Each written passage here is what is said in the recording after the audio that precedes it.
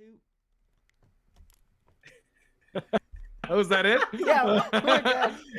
Sorry, the toot really threw me off. Hey, everybody, and welcome.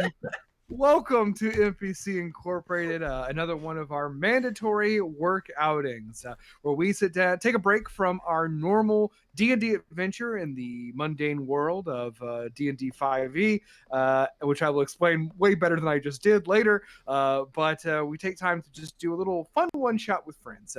Today we are joined by a special guest from the podcast Just Critting Around. We have guest Brian Dukes.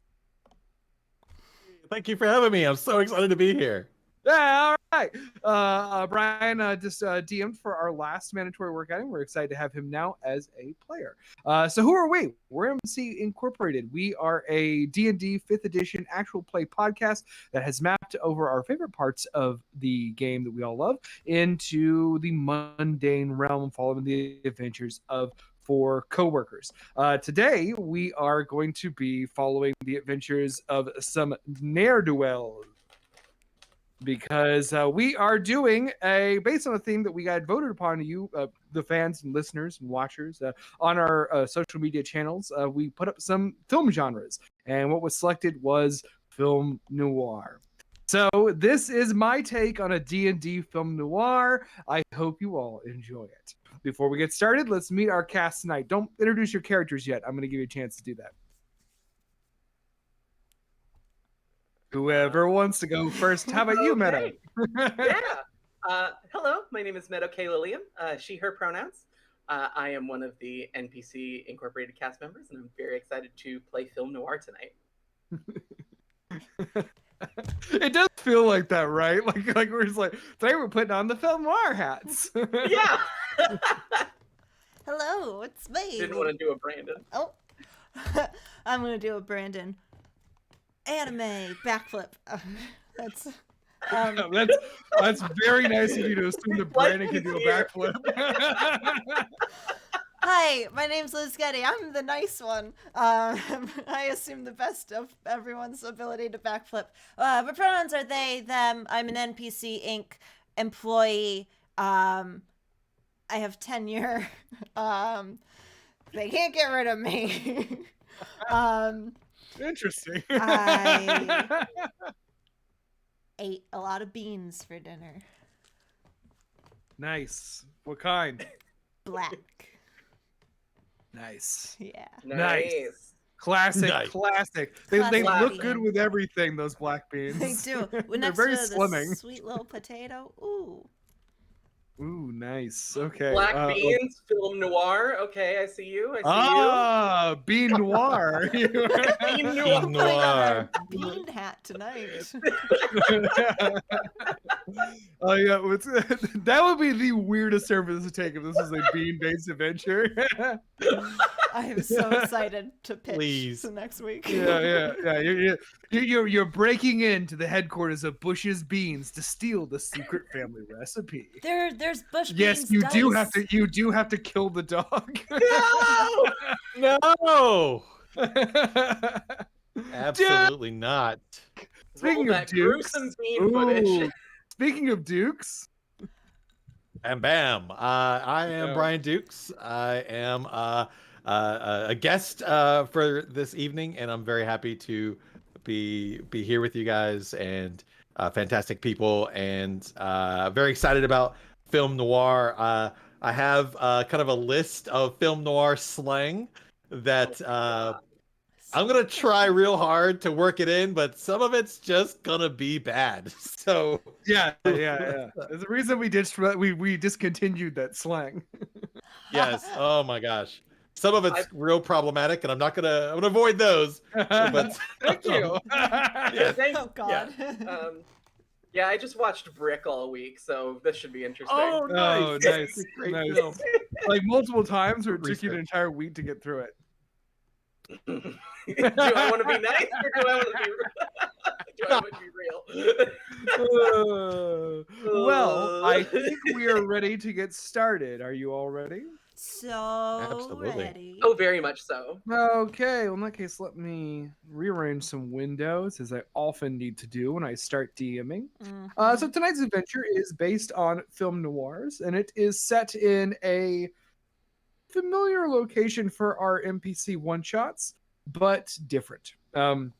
I'm using the location we created for our Rowdy Roadhouse one, our sort of Western action movie tinged one. But this is going to be now a noir version of the same setting, a city called King City. So the walled metropolis of King City is built upon a mountain, built around a mountain called King Mountain, a dormant volcano that now operates as the biggest gem mine in the world. The treasure-filled volcano is being slowly eaten away by the city and the corporation, the King's Corporation, that controls all the mining concerns. Developers have been constructing dizzyingly high buildings leaned up against the hollow, rocky shell of the former volcano. In this city, a lot of folks work themselves to death, making someone else rich. And like any place where life's unfair because someone else is always pulling one over on you, a lot of people have turned to crime to make ends meet. Um, and steal back that one thing they ain't selling in stores: dignity. Organized crime is rampant because, who doesn't like having friends? Capiche? You all are such criminals. You are some of those criminals. There are organized crime families around the city, a overwhelming number. At this point, deemed insurmountable by local authorities, though most of the local law enforcing authorities have long since given up, and instead, most of the law enforcement is upheld by a security force put together by the King's Corporation called the King's Company. They are not as beholden to the rule of law and how they treat people, just so you know. And the world is a little chaotic around you, but you all have carved out a comfortable niche working for one particular crime family. This crime family is called the Tondrins. They are an elvish crime family and very much stuck in the old world ways of the elvish empire, far to the east of where you currently are. A lot of elves immigrated to this area after the Dragon War, a war amongst humanoids and dragons. That didn't end well for either side. The world, in a way, has been picking up itself ever since. You now find yourselves working for the Tondrins. They accept all kinds in terms of elvish backgrounds. You all are kind of a disparate crew strung together under one uniting thing, and that is that you are all friends with and serve as sort of the enforcers for the son of the crime family, the Tondrins, a man named Tony Tondrin. And as we slowly pan down to the rain-drenched dark streets of one of the worst neighborhoods in all of King City, we find a lit-up bar where people are inside engaged in a great deal of debauchery. This bar is called the Wishing Well, and seated inside around a table are the three of you and your boss, Tony Tondrin. The night has been kind to you. A heist has been pulled off, and you've all walked away significantly richer. You all have around 200 gold pieces in your pocket. This money was taken from a rival crime gang. They called the McCluskeys. The McCluskeys are not to be fucked with. But sometimes, you just got to pull the tail of the dragon and see how much fire it spits out. So now you're all celebrating, having some drinks. And to start off, I need everyone to roll me a constitution save. Oh, lovely. Right off the bat, here we go. Oh, most definitely. 12. Oh, 12, okay. That is going to be a 15. Okay. Natural fucking 20. Oh! Natural 20! I'm using my sneaky dice. Yeah, The sneaky dice! If you want to hide out, if you want to find out where the sneaky dice came from, you have to listen to NPC Incorporated podcast. We're not going to tell you here. My lips The- so sealed. Oh, Sadie's in the chat. Hey, Sadie. Hello. Also, we got our first film forever after. Did the Twinto the Twinto emote that was drawn for us by our friend Eric Morrison, who's also appeared on this live stream. So kudos to Eric, and also hell yeah. Okay, so Sloan, you are holding your liquor surprisingly well, but let me tell you, you've all had quite a bit, and you're pleasantly drunk, but you're drunk. You two, Louis, is it Louis or Lewis? Brian. It's Louis. Louis, and Dawn, you are rather hammered. You're pretty fucked up. You're having a little trouble remembering. Everything seems like a blur around you.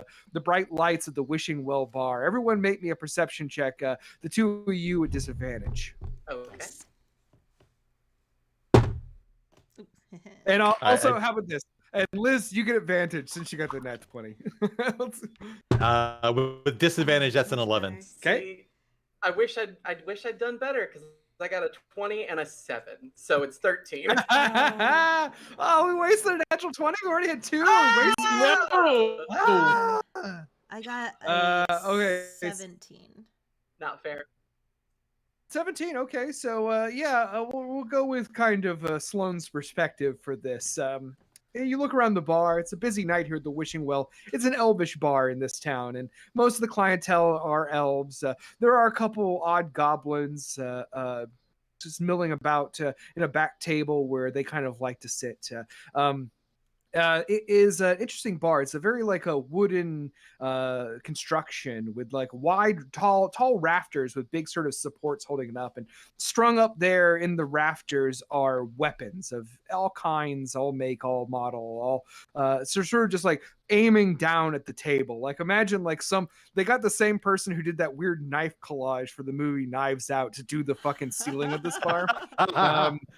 Yes. And they're all dangling down. The other interesting thing about this bar is the bartender is back behind the bar. He's a smiling, tall, kind of thin, high elven man with swept back blonde hair. And behind him is a portrait. The portrait is the kind of feature of the Wishing Well. It is a large oil portrait depicting a skeleton flicking a coin into an old stone well. And also with you got a 17, correct, Sloan? Mm-hmm.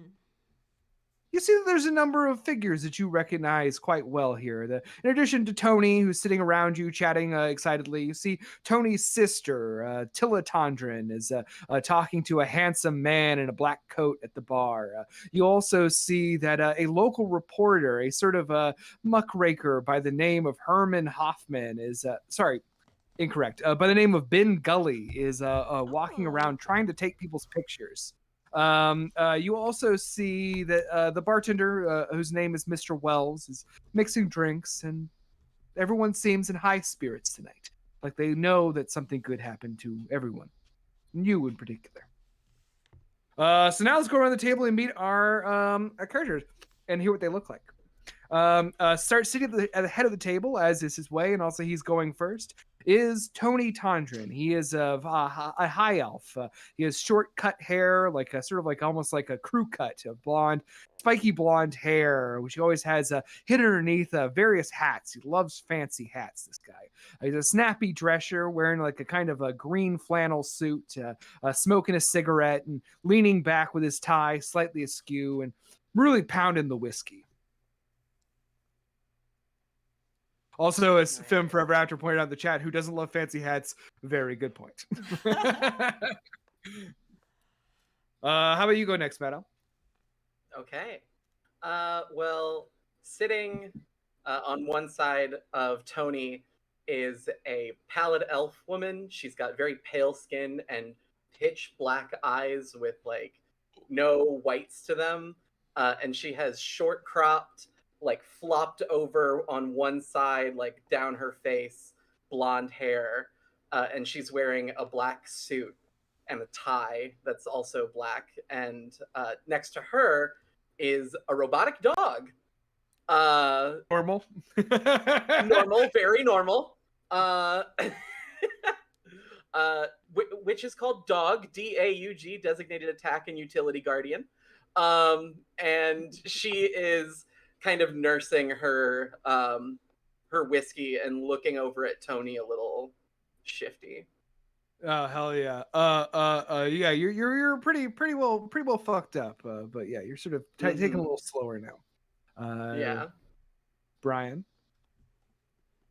Lucky Louis Lolliston is a half drow, half human elf who is a bit of a Bruno, see? He's a tough guy, an enforcer for the Tondran family, see? And he's wearing, you know, his get up for the job, which is not too unsimilar to mine, you know, with a black button up and a bit of a tie. He likes to look fancier than he actually is. He's got a bit of a rage inside him that has led him to live a life of violence with his fists. And he has one green eye and one blue eye, and a very light purplish hue to his skin. He's 6 foot and like 185 pounds, just like pure like MMA. Like he's a former gladiator who is no longer a gladiator because things got real bad, and so he's kind of no longer allowed to fight, and he's sworn to never pick up a weapon again. So all of his fighting is going to come at the hands of his fists, which is a weird phrase now that I say it. Yeah, he holds hands. he holds his hand like this and just hits people with it. Just a limp-wristed beat down. And he has a lucky coin that he keeps with him that is a coin with the Lady Luck goddess Tamora on both sides. One is head, one's his tails, and he will flip that coin to decide if he has Tamora's blessing to actually fight someone, and he won't act until he has her blessing, because that is how he has decided to live his life. Huh. All right. Very Harvey Dent. I love it. Yes. And Liz. Hello. That's not what Sloan sounds like. I'm. That sounds like Liz. That sounds like every character I do. But Sloan is dressed very similarly to Tony, but just like not quite as nice, and not quite as like the clothes are clearly older and were made for somebody else, but very similar in style. Their hair, instead of the cool spiked, is like jet black, and despite all of her best efforts is like very curly. She is very, very controlled over her facial expressions and her mannerisms, and she sits very still. She's quite drunk right now, and so like a little bit of red in their cheeks, and like a little smile twinkled behind their eyes. She uses both they and her pronouns, and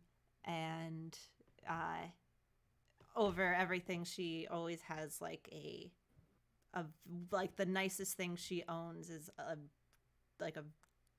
shadowy cloak that she always wears and is very cool.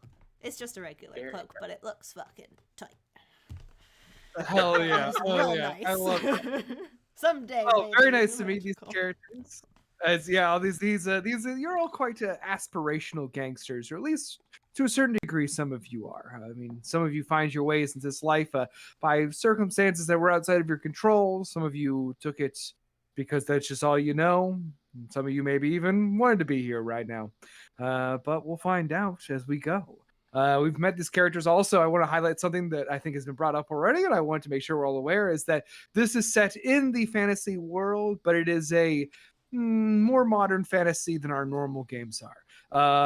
Cars exist. Guns exist. Some of our characters are armed with them. But at the same time, people commonly wear cloaks over their tweed suits. They carry swords at their side. You see across the way there is a couple sailors leaning against tridents. It's a world tinged with the fantasy, but it's a somewhat modern world. Phones also exist should you need to make a call.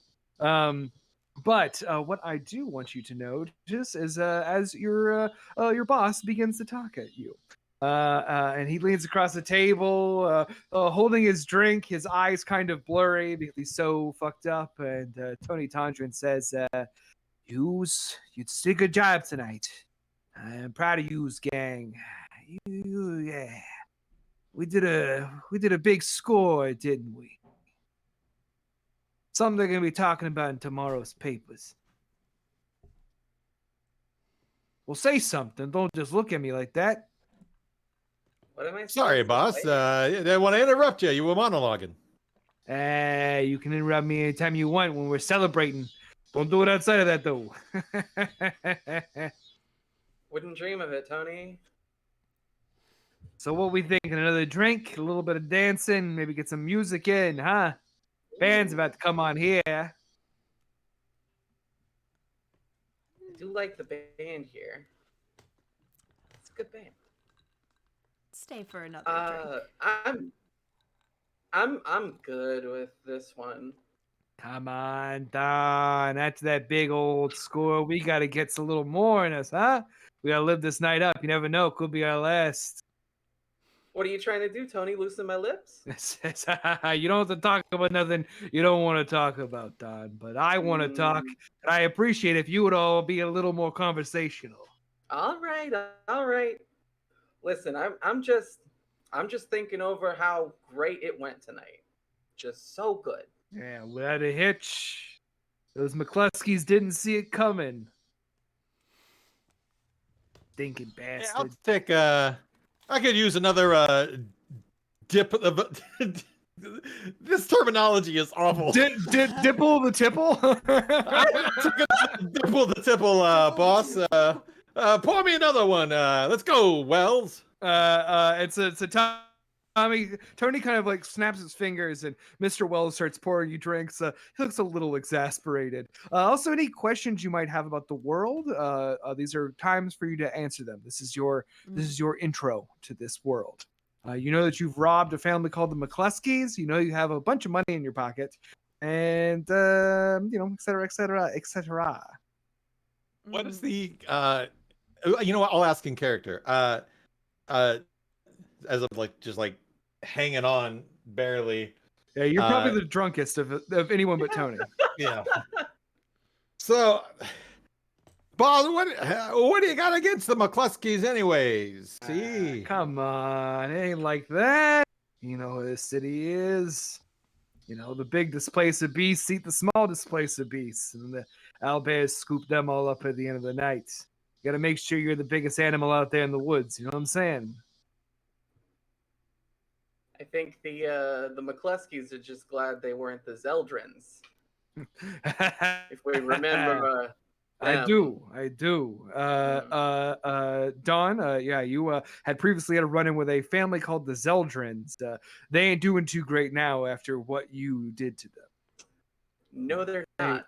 A favor that Tony appreciates quite a bit. Mhm. Smiles and he says, "Yeah, but we're not gonna do nothing like that to the McCluskeys. We're just gonna keep picking their pockets, you know. They got a lot. They got more money than they know what to do with. About what? They can spare a about Dawn's exploits with the Zeldrins. Okay. It's not a well-kept secret. Okay. The Zeldrins were kind of pushing in on the Tondrin's turf, and then suddenly, in a span of a couple days, there weren't a lot of Zeldrins anymore. Nice. Yeah. All right, respect. A busy weekend. It was a busy weekend for Dawn. That kind of happens when you kill her wife and her dog. Oh no, a real dog, but no, it's a robot dog. It's born again. Good freaking luck killing Mr. Hobert. You're working on that. You're working on that robot wife. It's just Listen, just a couple more years and I'll have my robot wife. Gotta find a warforged. Yeah. Oh hell That's yeah. not my robot. You see a warforged across the bar with legs up to its leg joints. But what you really do see as you look around the bar is, the band's begun to play. It's a kind of a normal band for this area. There's a lot of sort of jazz in this area, and you see a tiefling with purple skin and long black hair. She's playing saxophone as a halfling accompanies her on a bass, and a dwarven man plays drums behind her.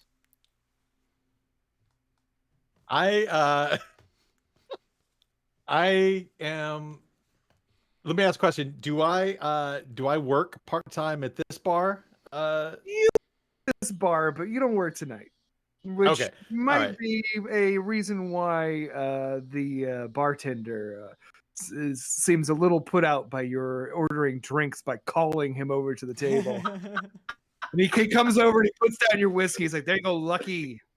And walks away. I'll see you tomorrow. Yeah. And you're cleaning out the fucking cooler. Oh no! God. And not the one where we keep the food. Oh yeah, Oh, the one God. we keep out bodies. Oh, If any man. questions you want to ask, you're all kind of reeling. The celebration is starting to wind down. What do you want to do, adventurers? So just to clarify, did we steal money? Mm. Was it just like a heist, or did we steal an object from the You McCluskey? stole a couple like a chest of coin from a transport by the McCluskeys. Yeah. Mhm. Gotcha. There was other stuff in the van, not van. Van. Actually, van is the good term for it because if our world has vans, that they had some other stuff in it. Go ahead and make me a history check. Okay. Awesome. That is going to be a 7. 7. With a 7, just the basics. The McCluskeys are a dwarven crime family, and in particular, they are well known in the city for the brewing of illicit potions. Oh, okay. Let me tell you, potions like that, people want them. So what are they going to care if a couple bags of money go off missing off one of their trucks? Yeah, Tony. We sure that we didn't leave anybody who would maybe report back to McCluskey HQ? Jeez, Don, don't be so bloodthirsty. We knocked those fellas out good. I mean, if they saw, I don't know. I mean, what are you gonna do? You want me to fucking squish everybody's head that I knock out? Come on, have a heart. Listen, my heart got burned out a long time ago. I don't know where my accent went, but it went down. Oh, you're secretly Texan. Oh no, my secret! I wasn't supposed to tell anybody. Well, here's to you, Don. Here's to you. Drink. All right. You were pretty sure very that one drunk at just went this to point. you. As you pound that drink, Lucky, you're extremely drunk. I mean, like, you're starting to black out. You don't remember a lot of what's happening after this. Awesome.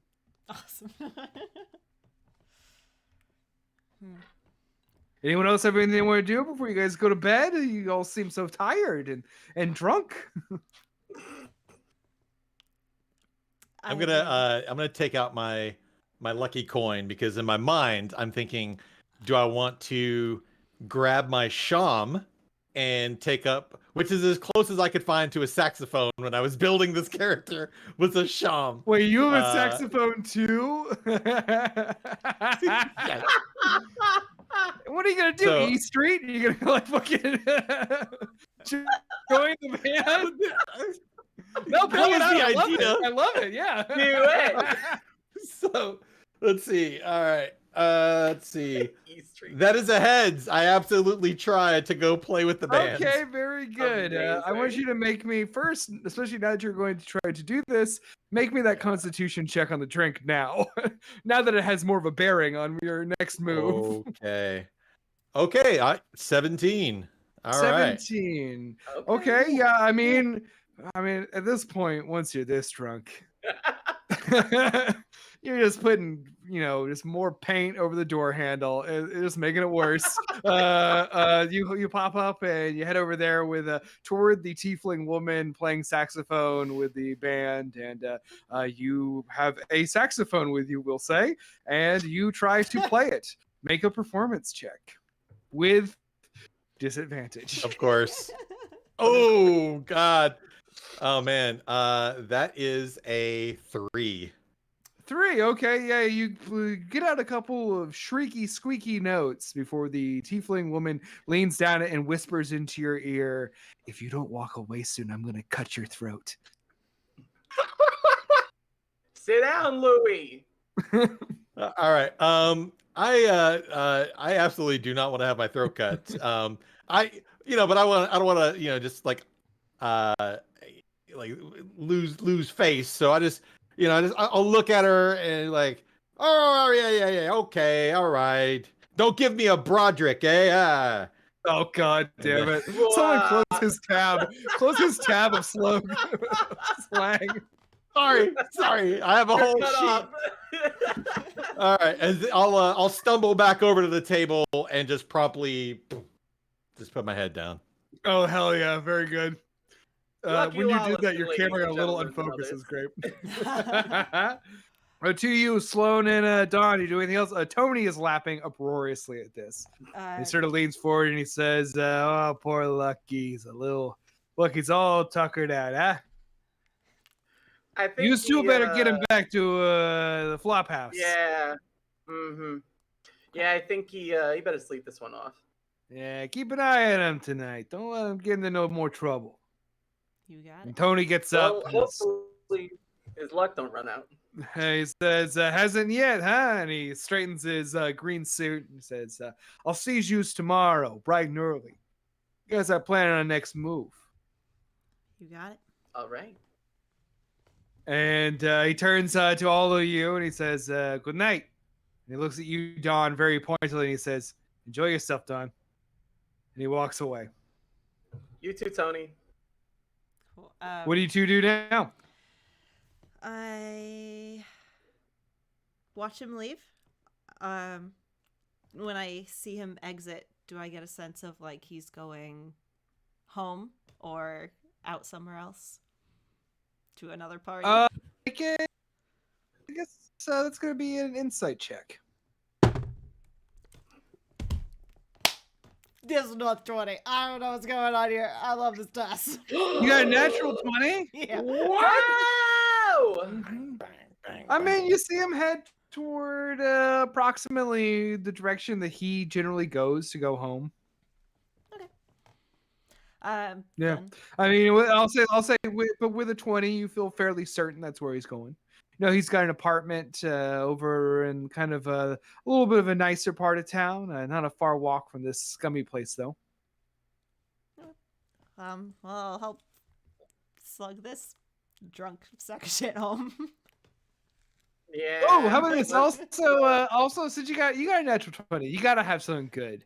And what I'm going to give you with a natural 20 is that as he walks out, you see Ben Gully, the reporter, snaps a picture of him. Mm. And you see that the guy is that Tony's kind of like, "Get the fuck out of my face, Gully." And he walks out of there. And then you sling Lewis between yourselves. Is that the plan? Yeah, let's get Strength Louis, check. Don, you have a I'm disadvantage. I'm sorry. L. Ooh. Sorry, Louis. I'm probably gonna drop you. Damn. Okay, so I got a nat 20 and a 16. We are blowing a lot of nat 20s in the beginning of this thing. I am boys. I so got not 4. excited for the rest of the night where I'm not gonna like. No. Oh God. Uh-oh. What about you, Liz? I'm not very strong. I can carry 98 pounds. 4? Oh, it's a laborious process getting Louis back to Yeah. the sort of flop house that you sometimes stay at when the three of you go out on these jobs. When you get Louis into the sort of dirty wood floored, shitty second floor room of this horrible looking building, you sort of drop him and he tumbles down sack of potato style onto the ground and sleeps it off, gently sucking on the end of his saxophone and blowing notes. God. God, Louis, you put That's bricks nice. in your suit. Jesus. And it is now, we're going to say, we fade to the next morning. You all awake, bleary eyed, definitely hungover, not feeling great, especially Louis. And you get ready for your day. What do you do? I go for a walk with Dog around the flop house. Nice. Mm.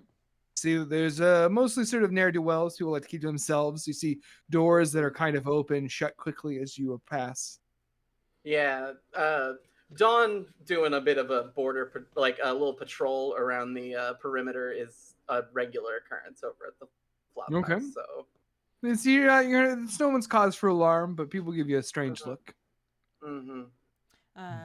Sloane wakes up incredibly early, dresses and makes sure everything is like clean and nice, and spends any free time that they have like target practicing with her bow.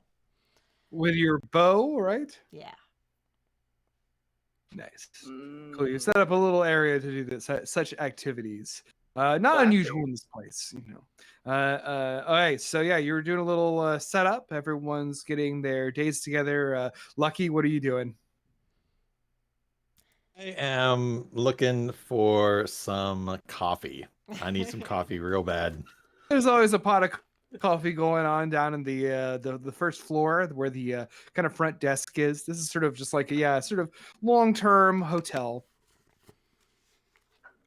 Then I head that way and just stumble every couple feet and stop and just kind of hold myself up against the wall and just kind of my head, and then take a couple more steps and try to slowly make my way to the sacred coffee. Hell yeah. Yeah, you get down there in the front desk, as always. There's like there's a coffee pot there, kind of plugged in, percolating coffee. And there is a gnomish man who runs the front desk. He's got big, thick rimmed glasses and sort of reading a book. You grab a cup of coffee. Is it finished percolating, or is it still like going? Pour yourself some. Yeah, you can pour yourself. It's ready. I'm not going to make you wait for coffee in this one shot. Thank you. All right. 10 real life minutes until you get coffee, Brian. Do we have a map for the continental breakfast? Yeah, no, yeah. But it's not no map so much as a series of riddles. Ooh. I look at you said it was a gnome? Yeah. Okay, I look at the gnome. Is he or she currently drinking coffee? Do they have a mug? He is. He has a mug and he's reading a book. Okay, then I'm going to take the pot, pour a cup, put the cup down next to him, and then I'm just drinking it straight from the pot. And he gives you a look and he's just like, "Come on, man." I just put a finger up as I'm drinking. Stop. Jeez. Come on. Stop. Come on. Come on. I come back in at this point. I'm like, Lucky, if you're doing that again, you better clean it this time. Thank you, John. Yeah, you're welcome. This guy don't have no manners.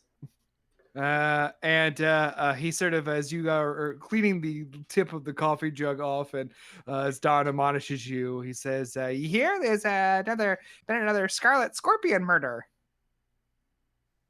Another one from the Scorpion. Yeah. Dog runs over to the gnome and it starts sitting and wagging its robotic tail. Am I supposed to pet it? I don't really know. I don't know. I just made the thing. I don't know what it does. He pets it. It's like his height. He's like. You hear When a dog opens its mouth, you hear a voice clip that is clearly Dawn that says, "Bark!" Hell yeah. That's good. Really good. Yeah, Lee just put in the chat runwag.x. That's That very is good joke. quality chat. Very good joke. That is quality chat. Okay, so what do you do now? You can ask questions about the Scarlet Scorpion if you want to do that. Like all these things that are mentioned, your character is assumed to know stuff about, but you're fucked up. So I'm gonna make you do Right. checks. Mm. This is my introduction method for you for exposition. How many bodies is the scorpion up to now? Mm. History. All right. Whoo! Let me look at my score here. That's a 22. Nice. Woo! We're trying to, yeah, you've it's been on your mind, not like because you're worried about it, just because it's kind of just like an unusual story. There's been a person calls himself the Scarlet Scorpion, goes around dressed in red, kills mobsters. Oh. Yeah, body count in the dozens at this point. I imagine Large cash reward. very cinematically as soon as the front desk person said like the Scarlet murder thing, that's when Sloan walks in with like arrow slung and said, "Who'd they hit?"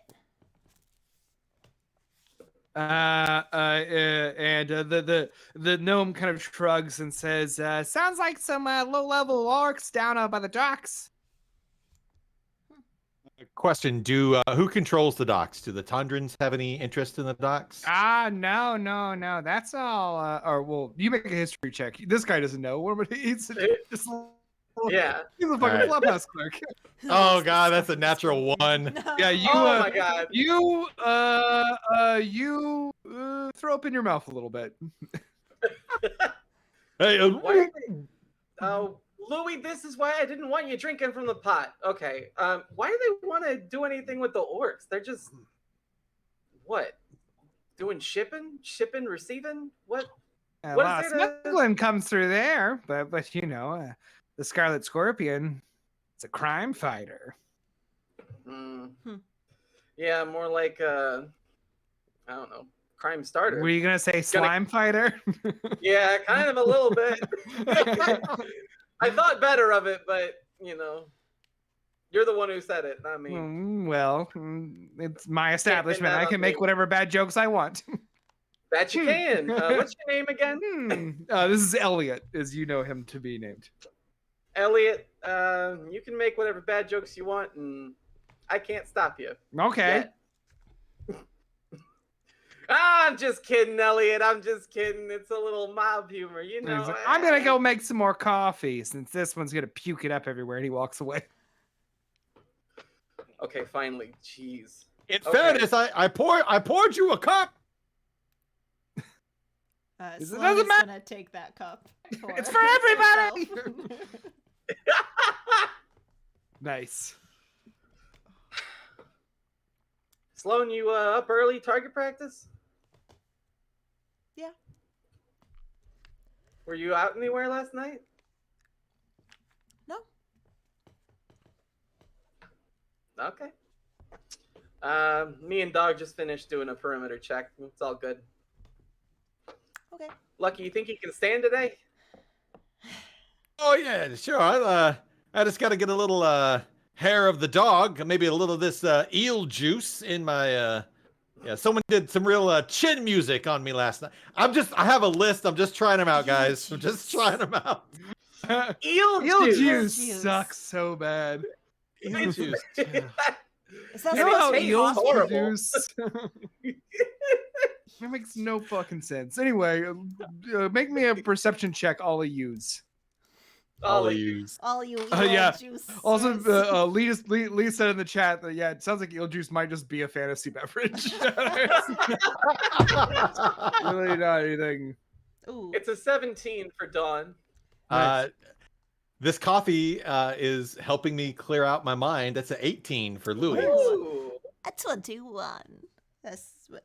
Ooh, hell yeah. Dang! You all hear a phone ringing. It's unusual for the phones to ring, and especially unusual that you can all kind of tell it's coming from your place. Okay. I'll go Your find room. the phone, I guess. Yeah, I'm gonna go to the room and get the phone. Yeah.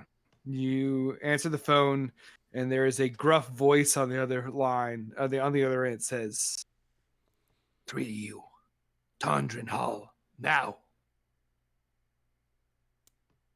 Hello. Good morning. Nice to see you. Enough of that. Here, now. Tony's dead. Oh, Sorry. Oh. Click. Sorry. Did we all hear that? Or just I held up the phone for like everyone to hear. Yeah, I could say you guys could all hear that. Everyone make a history check. Oh man, here we go. Another. Oh my gosh, what is that? What are we at now? That is a 23 to God. history. 23 to history. Yeah. I got a 3. Got a 4. Yeah. Trying really hard not to vomit. Oh yeah, you're trying hard not to vomit, and Sloan, you're trying hard not to vomit because As well, yeah. Louis is being so fucking gross. Like, if you do it, I'm gonna do it. But you, Dawn, you now recognize, almost a little embarrassed, that gruff, gravelly voice. That was the voice of Tamari and Tondrin, the head of the family. God. Oh, not good. Okay. Well, Tony's dead. Tamarian's mad. I guess we better head over. What do you mean? Yeah. What do you mean Tony's dead? Tony's dead. Sloan is like Is there a packed and already making moves to leave and head over, and just silently, not really. Yeah. Just gone. Lucky. They're leaving this. Lucky, shove your shirt in your mouth and let's go. was that 1920s slang, Meadow? No, that was me. Shove your shit in your I'm mouth. gonna add it. Baby. I'm gonna add it to their lexicon if I can Honestly, edit. you this. should. Yeah. I'm so Dip your pants Anyway, in eel yeah. juice. Dip your pants in eel juice and So, grab yourself a pipe. Let's skedaddle.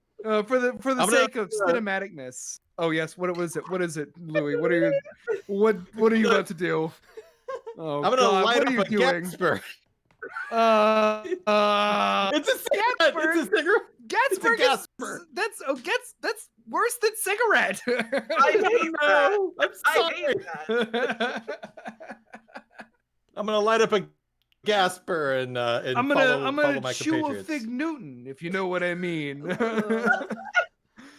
Yeah. I'm gonna Okay, see so horn a cow, if you know what I'm saying. we cut to film noir Yes, style thank to you. outside of Tondrin Hall. Tondrin Hall is in a nicer part of the city, so butting up against this sort of low level area here. But the Tondrins live well. They're very proud. The Tondrin Hall is in the center of a kind of a courtyard, not a courtyard, it was a town square almost kind of thing, in an area of King City. It's tall and has sort of wonderful, vaulted ceilings and tiles leading up to it. It's a gorgeous estate, very old world in its construction, archways and whatnot. And as you approach, you see that there are a number of elves standing outside of it. Elves in black, a lot of them, the higher up of the echelons of this family.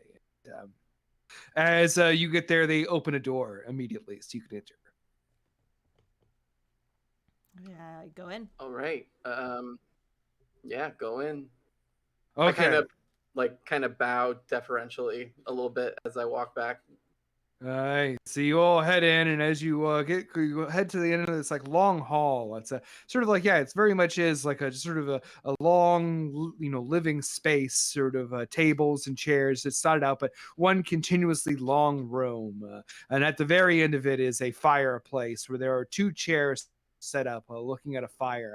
You see Tondrin is sort of standing over to one side, and several more elvish goons are standing around them armed, and you see the 2 figures stand from the chairs and turn to face you. You know them to be your employers, the bosses of the Tondren family. A man named Temerian Tondren, who is a high elven man. He has, sort of the same hair. He looks very much like Tony, except for he's kind of on a couple pounds. He's getting a little old, kind of balding. He's starting to get up there. We're talking like 500 years for an elf.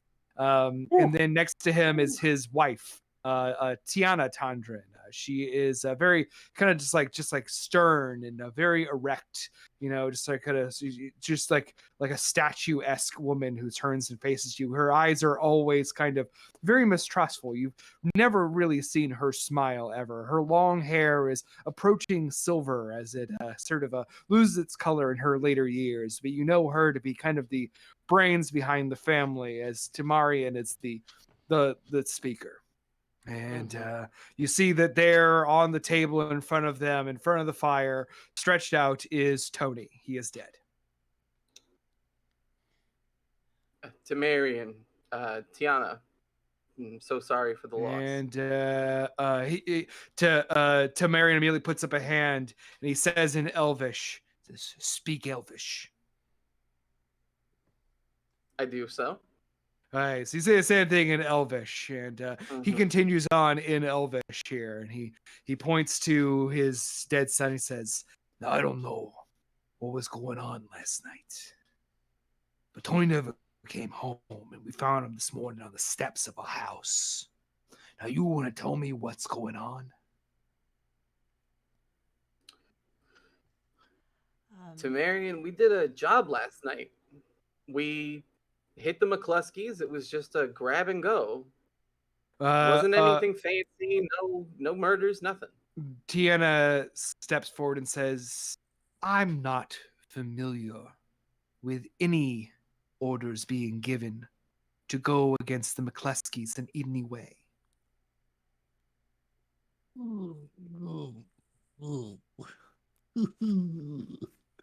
Lucky very nervously adjusts his tie.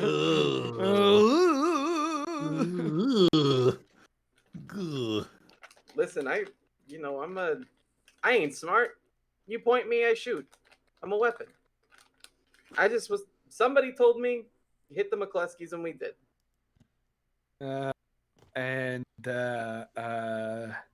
Temarian looks quite frustrated, and he looks like he's having a little bit of trouble holding his temper. And Tiana puts up a hand, and she says, "You need to tell us if anything went wrong last night."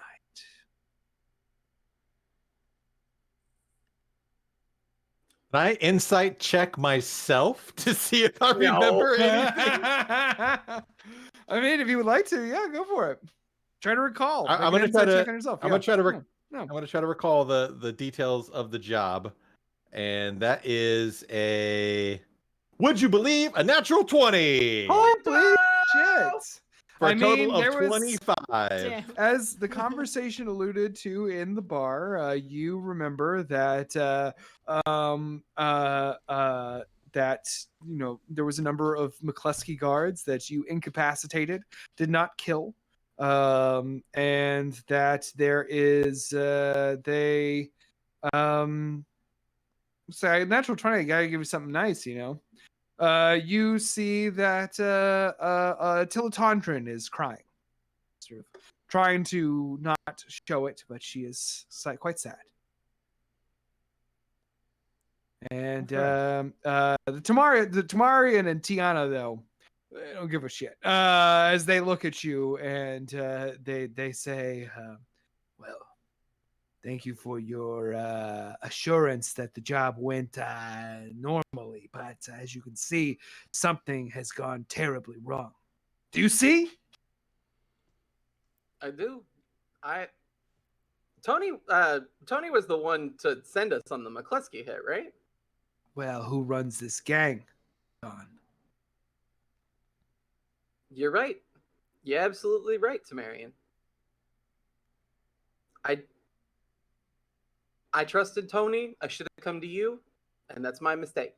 And well, you're gonna fix this mistake. This is clearly the McCluskey's doing, and you three are gonna get retribution for the murder of my son. What is it, Lucky? Boss, has the family been targeted by this Scarlet Scorpion before? Could this be related? Holy fuck. You're lucky you're so lucky, because you're dumb as a brick.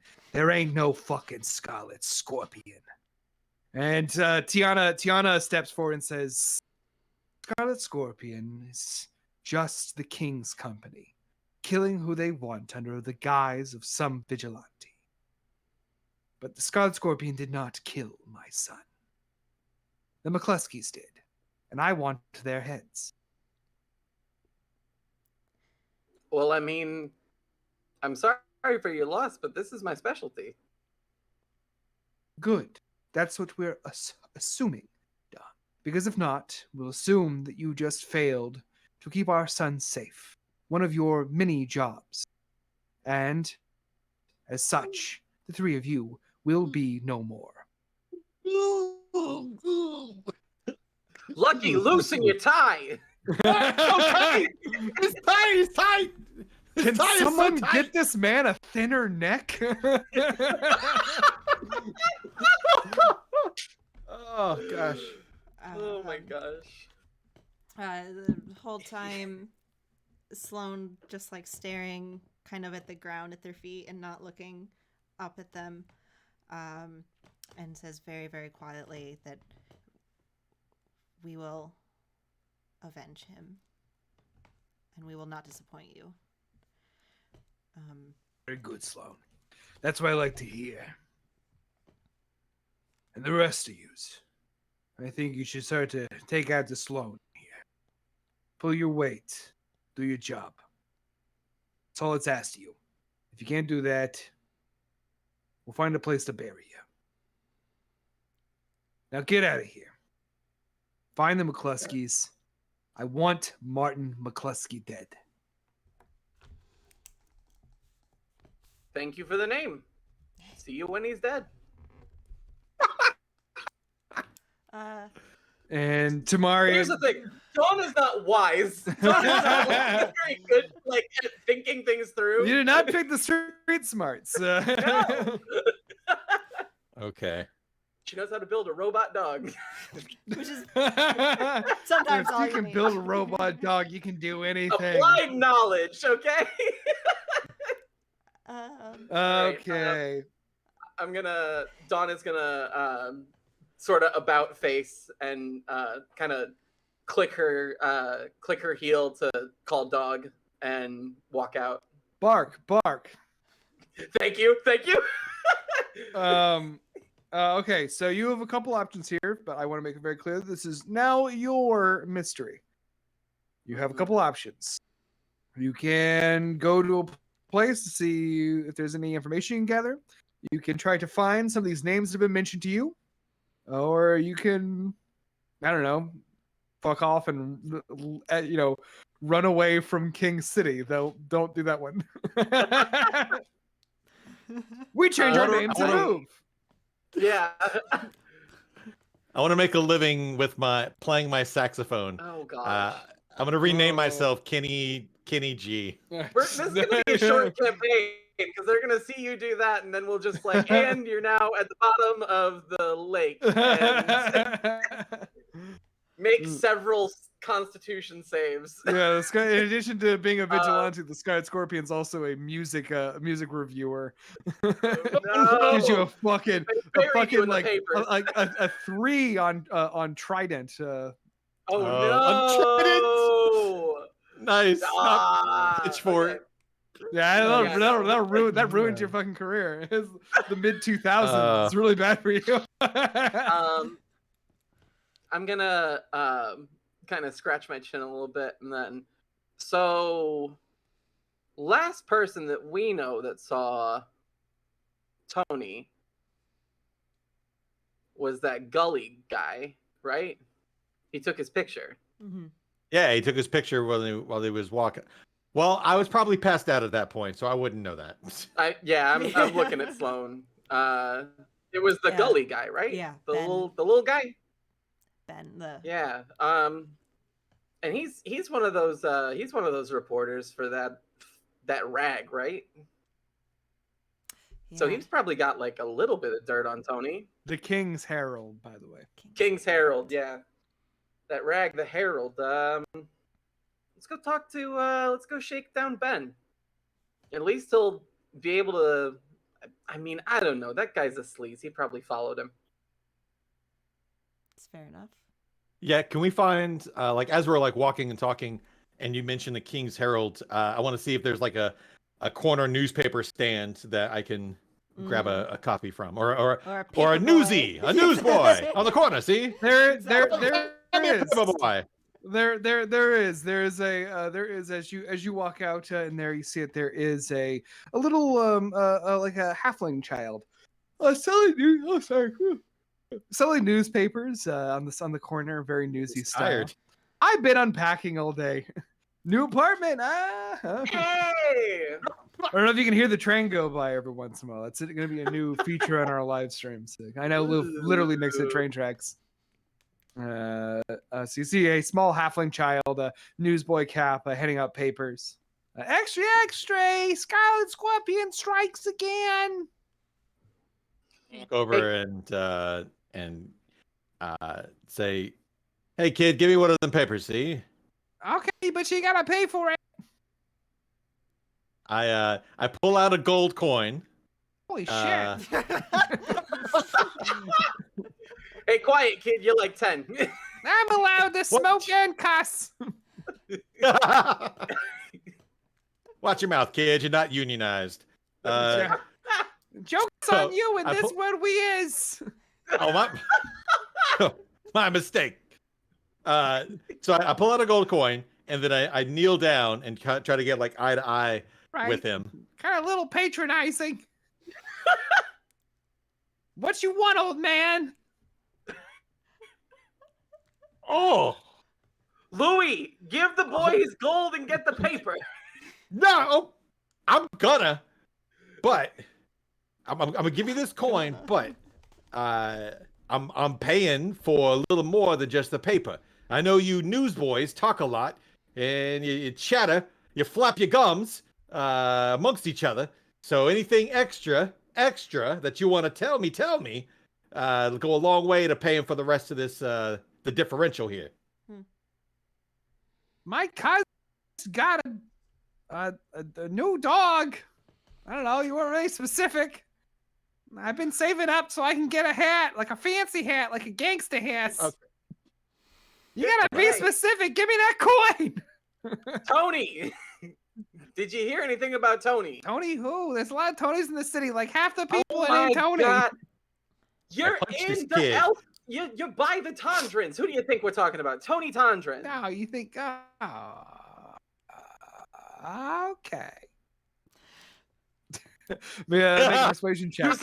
You see three elves walk up to you asking about Tony. You think we're talking about Tony McCluskey? Not gonna start making assumptions. That's how you make an ass out of you and me. Can I also like You're already make making an ass out of you. You said persuasion? Yeah. Fuck, it's a 9. Can I make an intimidation check? Yeah, Can I make an intimidation check? Yeah, he goes, Okay. I ain't telling you nothing. Oh my I'm getting in an argument with a child. That's a natural 20. A 24 Natural. on intimidation. Yeah, Yes! so no, a natural 20 specifically to intimidate a child. What do? You had persuasion as an option. It would have been the same outcome, maybe. Maybe.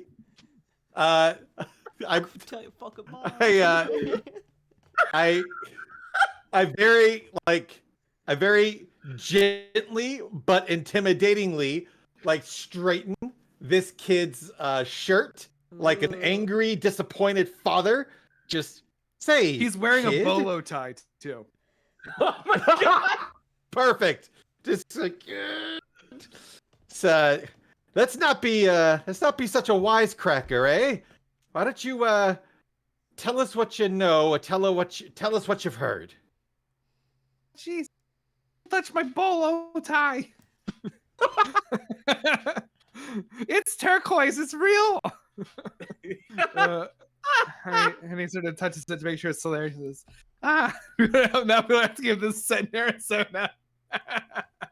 I'll never fucking God. tell.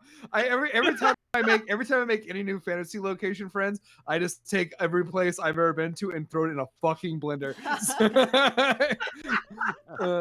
So he sort of like gets kind of nervous and he says, I heard Tony Tangen was murdered last night, but I don't know nothing about solving no mysteries. If you want a mystery solved, you gotta go to the detective, the best detective in the whole wide world. And that That. would be... He doesn't have a name. That's a terrible detective. How are we supposed to find him? You gotta have a car. Oh my Car- god. Oh! Oh. You want to give me that card, kid? Not you, but him. Yeah, okay. That's fair. I'll take the card and then I give the kid the gold piece. Holy shit, this is more money than I make in a week. And he runs away. Yeah, and don't you come back! I won't. You'll never see me again. My name was Screamo. And he's gone. What a great character that we'll all remember. I think we can all hold Screamo in our hearts, friends. Listen, I am being serious. I love Screamo. I know. Now I gotta find a way to work Screamo into the fucking NPC Yes! campaign. I was hoping you would. A sassy 10-year-old in a fucking bolo tie gives you a bunch of shit. It's me, Screamo. What is the name of the detective on the card? There is no name on the card. It just says it is a blue eye on a card, and it says detective agency. Is there a location? A blue eye. Is there roll history on this one? Yeah. Sure. May I as well? That's an 18. Ooh. Sure. Not an 18. That's great. Hell yeah. What was yours, Liz? Uh, Was it a 0? Was it a 1? It was a 13. I have a -1. For I'm the only one who wrote zeros around here. Oh, okay. That's not too bad. Okay. I just wanted to check. If you get a 1, you're legally obligated to tell me. It's true. Much is the same as if you're a cop. So with an 18, which you remember, you mean this city is full of weird magic, as any fantasy any fantasy realm would be. And you've heard rumors that there is a supernatural detective. I love this. Can I roll like It's just what, one. Arcana? I'll go. Arcana for what? The card? Okay, go for it. 14? 14. Oh, okay. Well, the 14, I'll say that you know that to contact this detective, you've heard one needs to just want to meet him. All right. I rub it real hard and I say I want to meet the famous magic detective. And it smells like grapes. Yay! Oh, that's good marketing. Yeah. Yeah. I'll remember this. So where to now? Well, I'm gonna head back to the wishing well. Cool. All of you follow? Yeah. How do we want to tackle this? Like, what's our game plan? What's Well, we were very good. Searching for Gully. Yeah, trying to find Gully. Shake him down for any info. I would like to get Follow that lead. a read on how the McCluskeys are doing this morning. Just see what they're doing, if it's different than usual. What do I know about the McCluskeys? That they're the History Dorothy? check. Okay. Fudge nuggets, come on. It's worse I got than an 18. before. I got a 4. Oh yeah, I mean, 4 you know they're illicit potion makers. With an 18, Dawn, you know that I mean the McCluskeys have a pretty well hidden operation. They lay quite low because their business is quite illicit. You know that any place that you find them in is bound to have the signs of potion making around it. You know, smells, certain chemicals, certain signs, outward signs that the sort of work is being done within buildings. Might be a way to find them. You also know that, yeah, they're a dwarvish clan. The makeup of the higher echelon is largely the family McCluskeys. But you know that they are well known to employ muscle.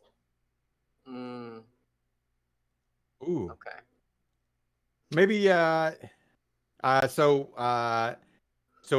do we want to split up, or do we want to stick together and chase down these leads one at a time? Mm. Maybe make Hobert's life easier if we Yeah, I think we should. Exist. uh, So it Might sounds be- like the might be better the to all stick together, especially if the detective shows up or the McCluskeys and we get into a bit of a brawl. yeah, I agree. Sloan, what you think? Oh, that's Todd my Boyd, you name. there? I'm so deep in brain. Sloan has the same exact reaction. I want to find who killed Tony.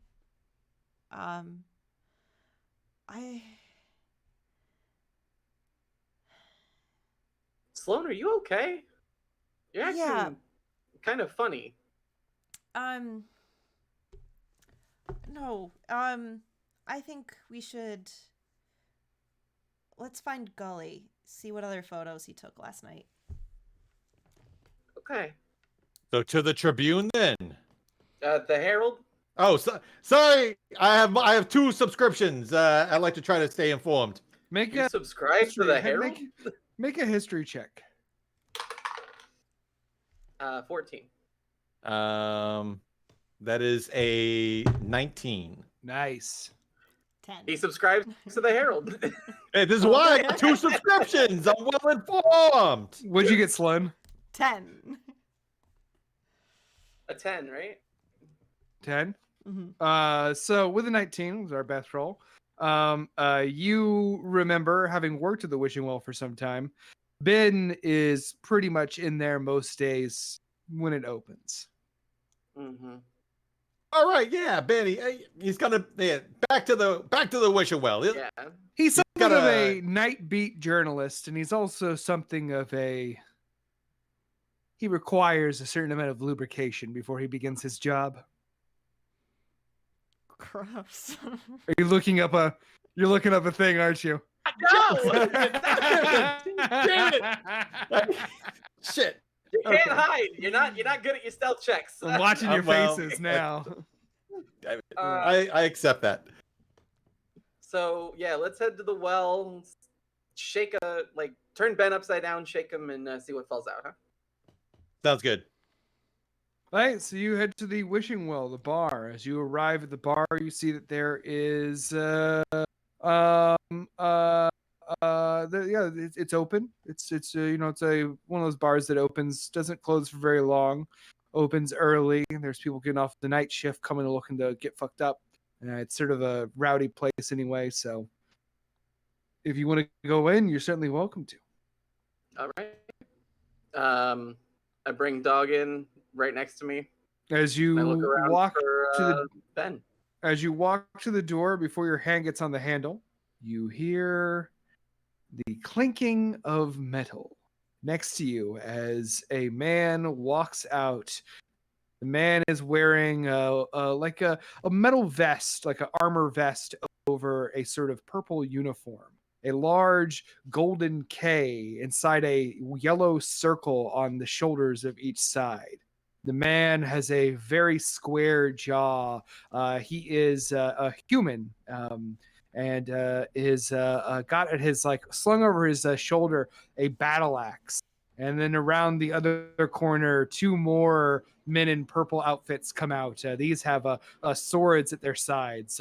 It's King's company. What do you want, companyman?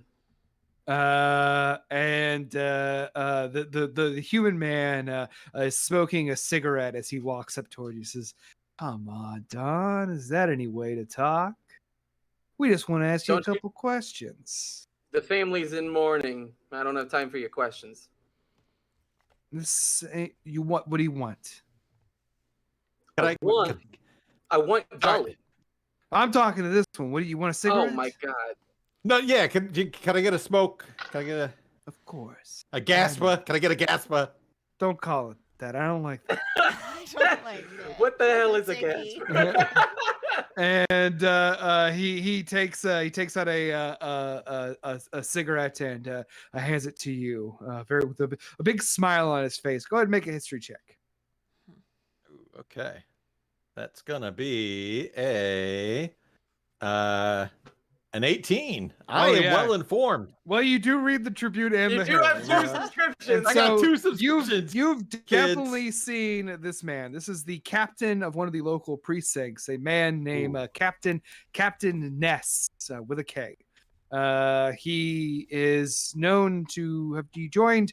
He's supposed to be cleaning up crime in this area, and he does so with an iron fist.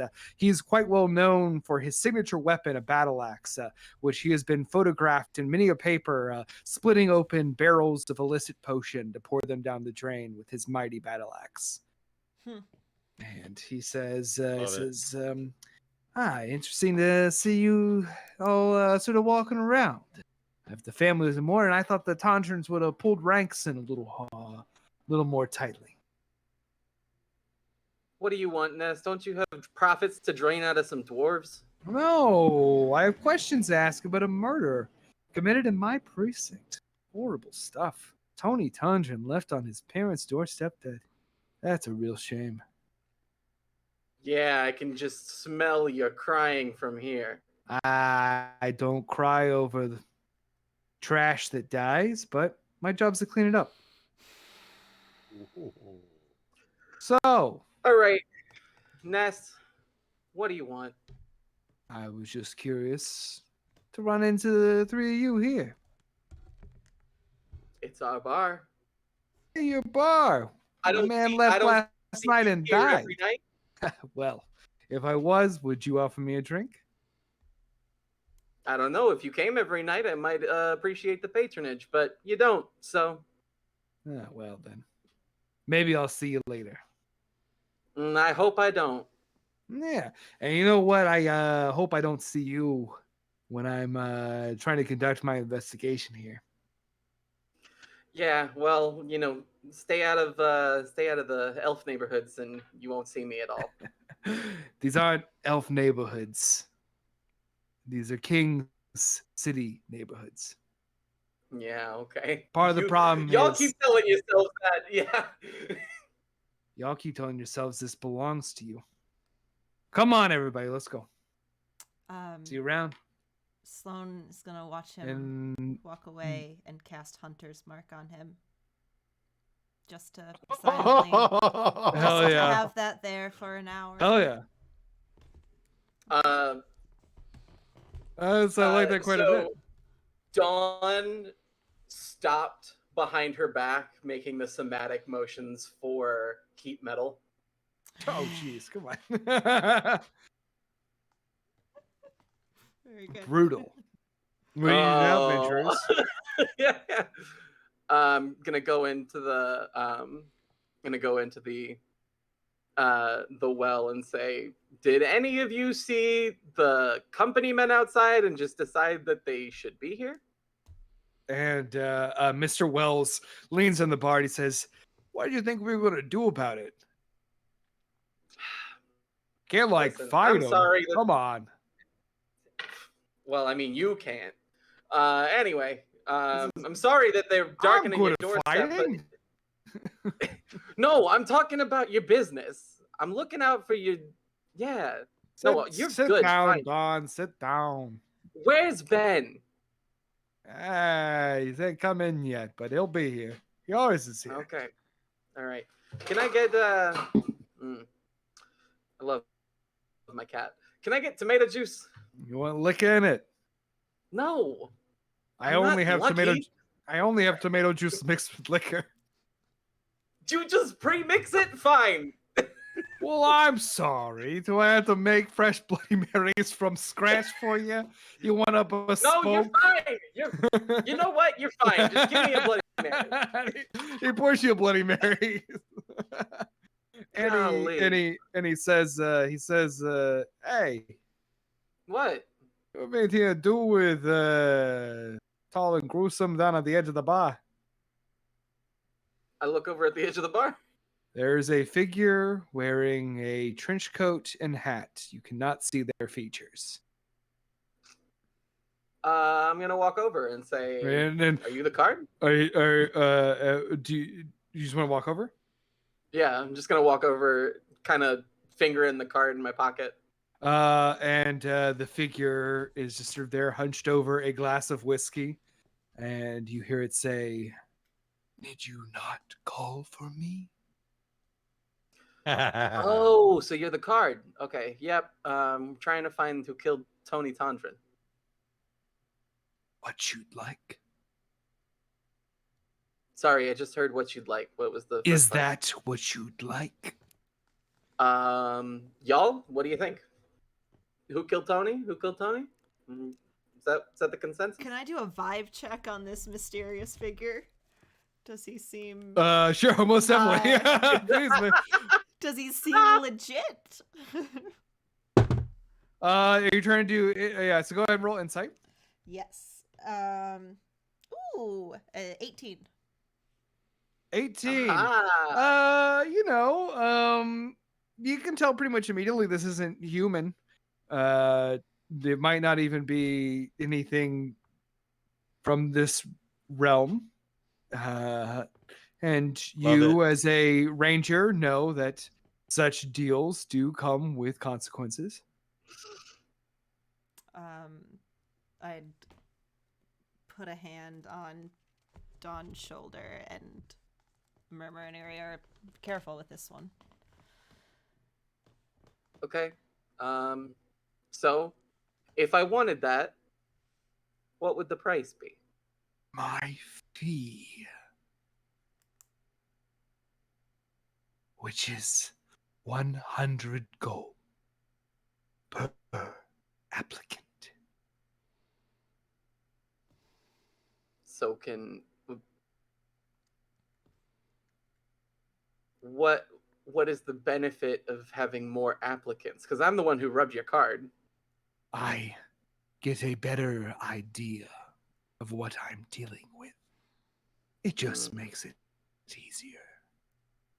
All right. Well, I mean, I'll plop down 100 gold. Yeah, I'm throwing in 100. We got this money from Tony, and Tony's hit, and so it should go towards Tony.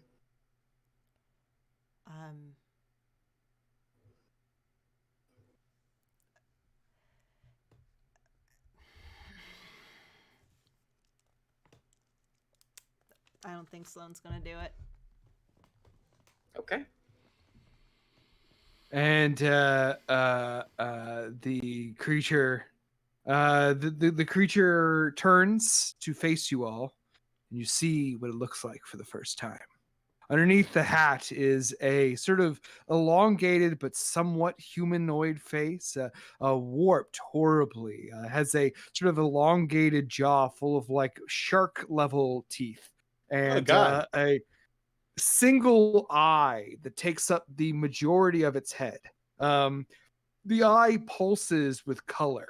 It's like a gamer keyboard, just like so, just like cycling through colors. And as it reaches out a hand to take the coins, you see its fingers are incredibly long, and its fingers are tipped with like a crystal at the end of them, and they shift with the same colors. That's a real Logitech, see? Oh my god. Is that a 1920s slang? I know it's not. Yeah. The Corsair. I know it's not. And he takes the 2 bags of gold and he says, "Thank you." Okay, well, what should we be on the lookout for you or something? I will solve your mystery. I will just need some time. But first, I have a couple of questions for you, Mm-hmm. and I need you to be honest with me Mm-hmm. because I'll know if you're not. Yeah, you got quite the peeper on you. Nothing gets past you. And he says, "Yes." And he looks right at you, Dawn. The eye sort of pulses this color gradient again as you feel him digging into your mind. Jeepers creepers. Do you fight it? No. No. I don't want to Hey. fight this thing. And you see just like the eye pulse and a shimmer, and he says, "Thank you." And you, Lucky. Oh shit, yeah. Thing probably knows your name now because it looked in my mind. And do you fight it? No. I mean, this is the cost of doing business. Okay. And it stops the pulsing and it looks you up and down now, and it smiles and you can see all the teeth all the way back. And No. he says, "Thank you so much. This has been quite instructive." But you didn't ask me anything. I don't need to. Shame. You wanted to leave the gang that bad? Lucky. Oh. Lucky, you gotta stop wearing such tight ties. His tie is so tight. Lucky's tight ties. This episode is sponsored by Lucky's tight ties. They slowly constrict around your neck. What's that kid's name? Scribo? Scribo. Scribo. You gotta get Scribo's polo tie. I gotta switch to Scribo's polo ties. But he says, All right. You're deflecting with bits. I know. Dude. You I turn. I look at Dawn, and I look at Sloane, and as at like half volume in my voice, like I try to turn it down to keep it just between like the 3 of us, and I just tell him, "Look, I've been thinking about trying to go straight and narrow for some time now. Maybe open up my own bar. Maybe play a little saxophone on the side. But when I asked when I asked if I could get my walking papers, the Tondran said no, and I respect that, and I'll keep working for him. Incorrect. But Tony said no. Okay, all right. Thank you for the fact check there. He's well informed. He's got 3 subscriptions.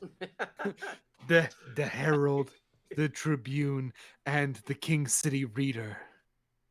Oh, the reader. What are you trying to do? Like buy, I don't know, a wardrobe? Yes, that's why I But look I'm- so I'm- nice. And you see he's wearing like a very nice suit. Oh snap! Okay, you know what? Fuck me then. Anyway, okay. So Tony knew you were gonna try and leave the gang, or you wanted to. Right, but he said no, and I respect it, and I still did the job, and we still pulled it off without a hitch.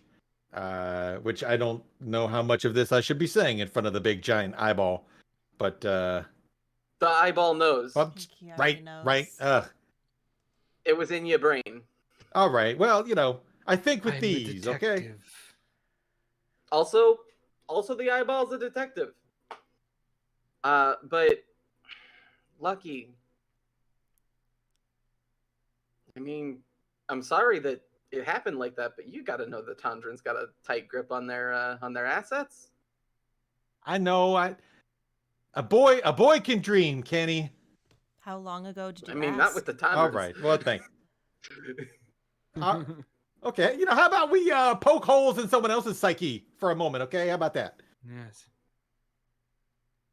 I suppose there are more motives amongst you. Dawn, was Yeah. it worth it?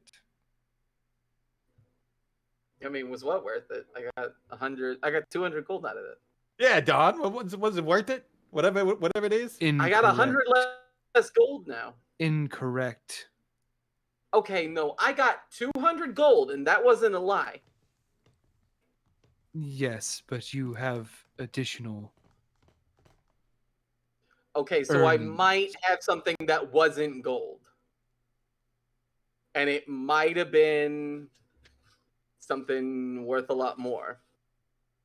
And I might have put it in my pocket and Tony might have seen it. But From What'd you last do? night? what did I do? I put it. Yeah. What'd you take? In the last score. Listen, it was just something It was a bag. really It nice. was a bag of gemstones. I got a bag of gemstones. I could keep half of them for my enchanting. I know a fence that can sell the other half. So what? You're trying to tell me that you ain't ever tried to grab a little scratch on the side during a job? Estimated value. Dawn thinks is in we the don't- thousands. Oh God. What? Okay, so it's in the thousands. Okay, I could And where is this enchant. bag of gemstones that got my brother killed? Well, the eyeball knows. The eyeball knows. Do I still have it? It is in her luggage, hidden in a tear between two of the compartments. It's got ratted out. I am Okay. a detective. I knew the eyeball was gonna say something about this. It felt a little supernatural, but like what? What are you gonna do? Lucky you're trying to own a bar, and Sloan, you've been acting shifty all day. Tony's She has many dead. secrets.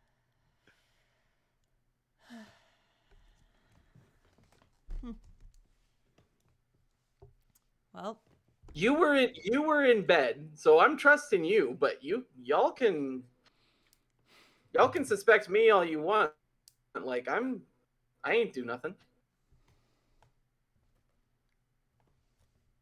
And the creature gets up from the bar stool. And you see now as it stretches out, it is much larger than you imagine it to be.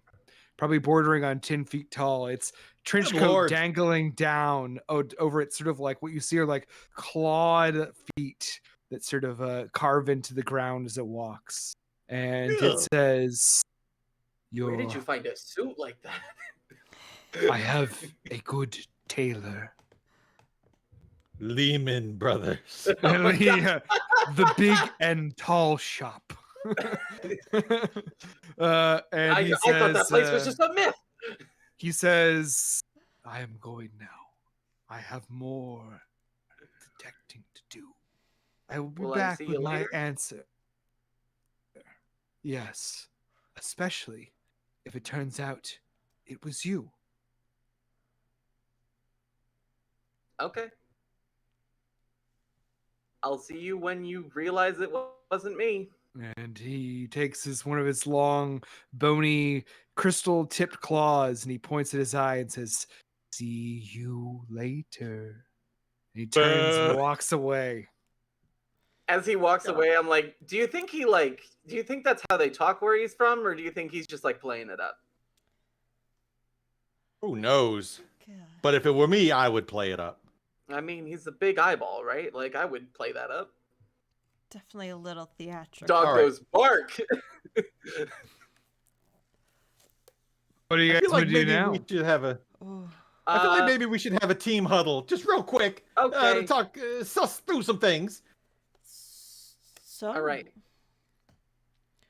When did you So try to you know leave? that. lucky. Okay, yeah, I'll do my thing first. I, you know, ever since I was a gladiator, I wanted to find glory in the ring, but that didn't work out for me, and I couldn't do it anymore. And so I, started working for the Tondran family and trying to put away a little scratch, here and there, and I felt like this job and maybe one other job would give me enough that I could, open up my own place or maybe go in on a place. And I was gonna keep it a surprise, but I was gonna ask yous to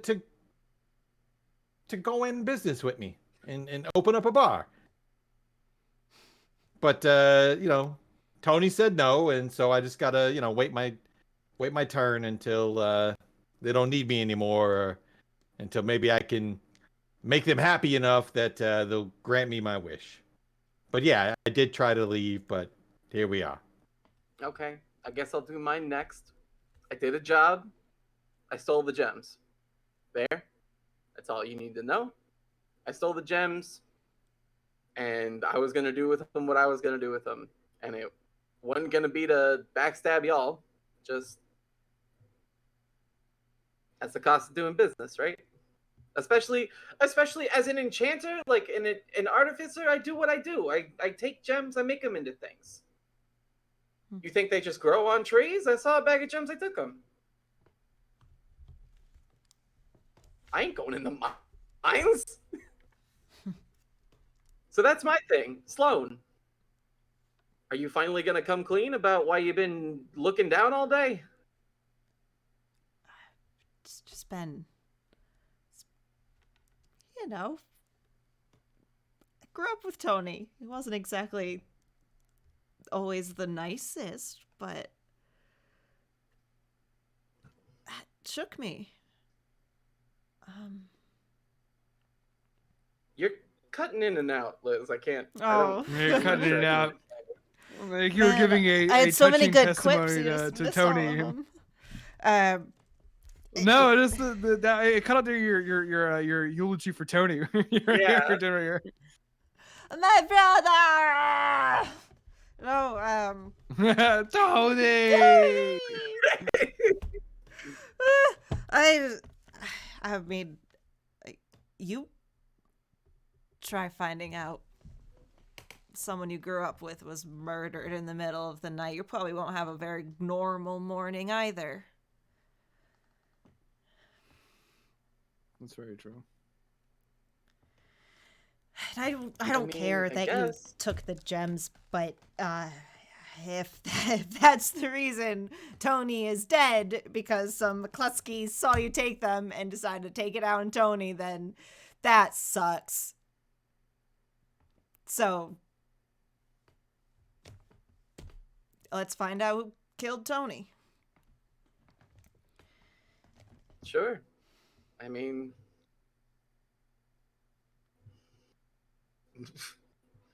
I don't know. I might not be the most compassionate person, but we're kind of in that line of work, right? We're knocking over McCluskey's, whether it's us knocking over their shipment or me taking some gems, they're probably gonna get mad and do something.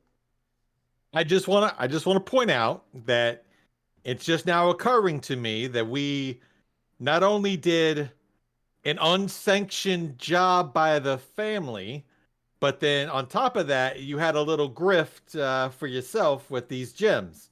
So it's like double jeopardy thing. We're in extra trouble. I don't think that's double. That's Wait, an that's illegal. double That's an indemnity. illegal. Yeah. I'm well informed. I have two new. You're in the double secret probation from Animal House. No. I don't know. I never had any special love for the Tondrans. I just do what they want me to do, and I get paid. I'm sorry. Down the bar, you hear Mr. Wells go like, "Ay, jeez." What? I got a 7 charisma. What do you want from me? I'm not nice. Hey, hey. I slide a gold coin to Wells, and it's like, hey, just ignore us for what we've been, we're just working through some things over here, okay? Hey, you're the ones who brought all those weird detectives in here, so I think you're gonna get everything you paid for. Listen, are we gonna sit around pointing fingers at each other? Or are we gonna wait for Ben? No, we are waiting for Ben, because Ding! Ben walks in. It's a cinematic one-shot character show up when they're asked to. Gully. Yes.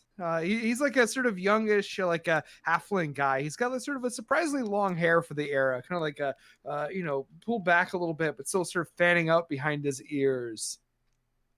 And he has this camera on around his chest, and he sort of approaches and see, yes. After Tony blew you off last night, where'd you go? I stayed here drinking. You developed those pictures yet from yesterday? No, I haven't, but I thought you might want to see them, right? That's why you're threatening Yeah. me. Yes. We're not threatening you. We're not threatening you, Ben. We're just talking to you. You're gangsters. That's what you do.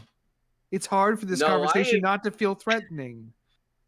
I'm sorry, Ben. You came into a bar at 11 a.m. on the morning that a gangster died. I'm sorry if it's a little tough for you.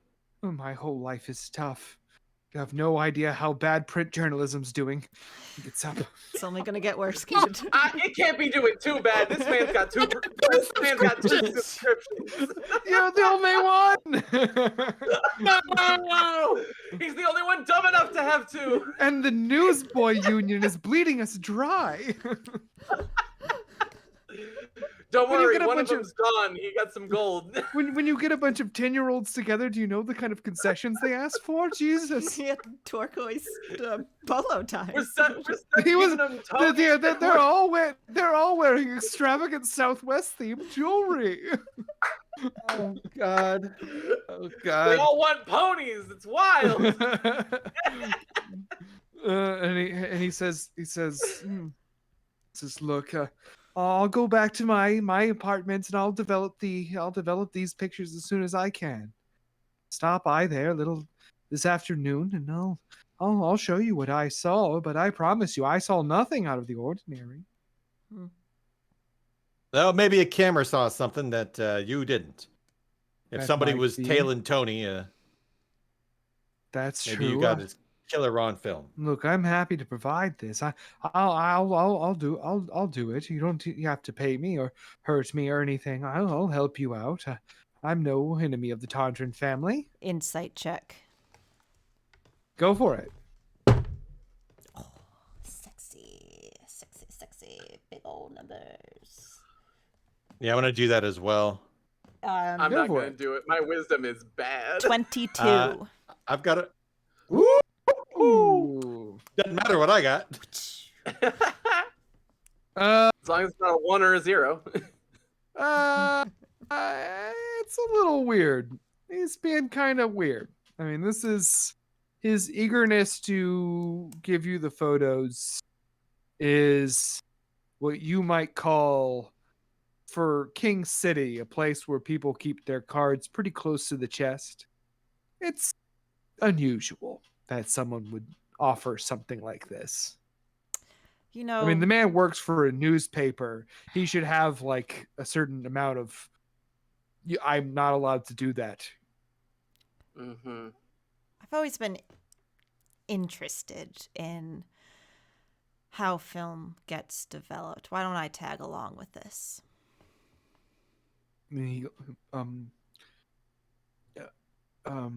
It's a small room. I live in such a small place. I don't have a lot of room for film developing. It's okay. I won't be in the way. Maybe you misunderstood, Benny. Sloan is gonna go with you.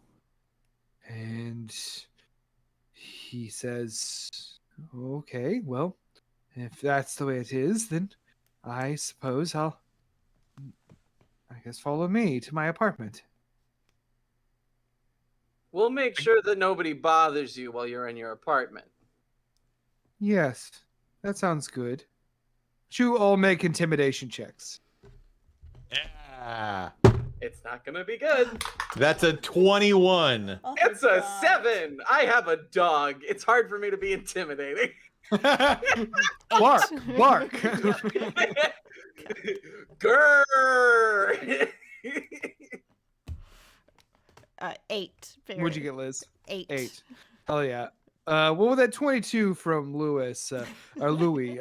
You step out and Louis, motherfucker, tries to run, and you What? just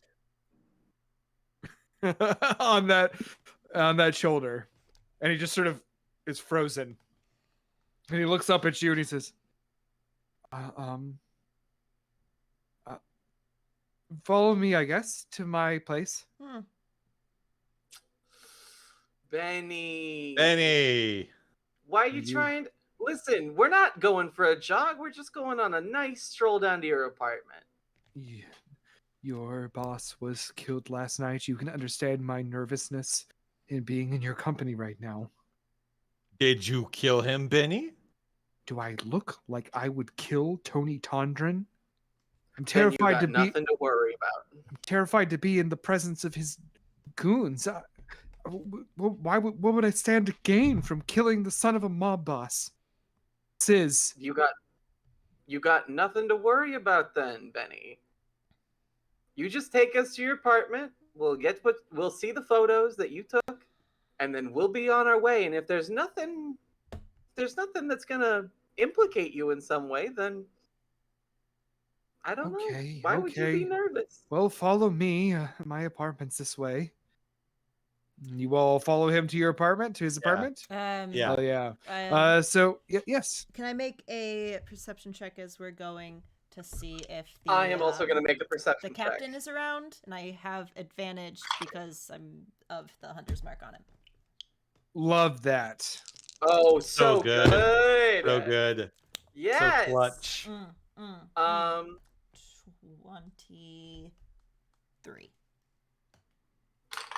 23. 23. 20 regular? 23. Nice. Anyone else beat that? Oh, 23. Fuck No. yeah. Hell No. yeah. Me and so Dog are just kind of looking around. hell yeah. Bark. Bark. Whoa. You summon Hunter's Mark. So they gives you some sort of preternatural knowledge of where the target of your Hunter's Mark is. And I'm gonna say that with that amazing roll, you know that Ness ain't far. He real close. Uh-oh. Is there a back door to this bar?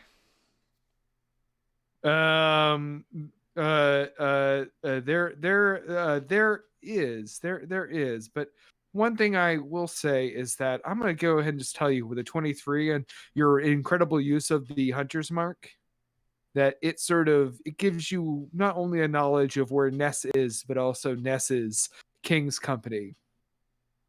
The whole place is relatively being watched. Oh. Yeah.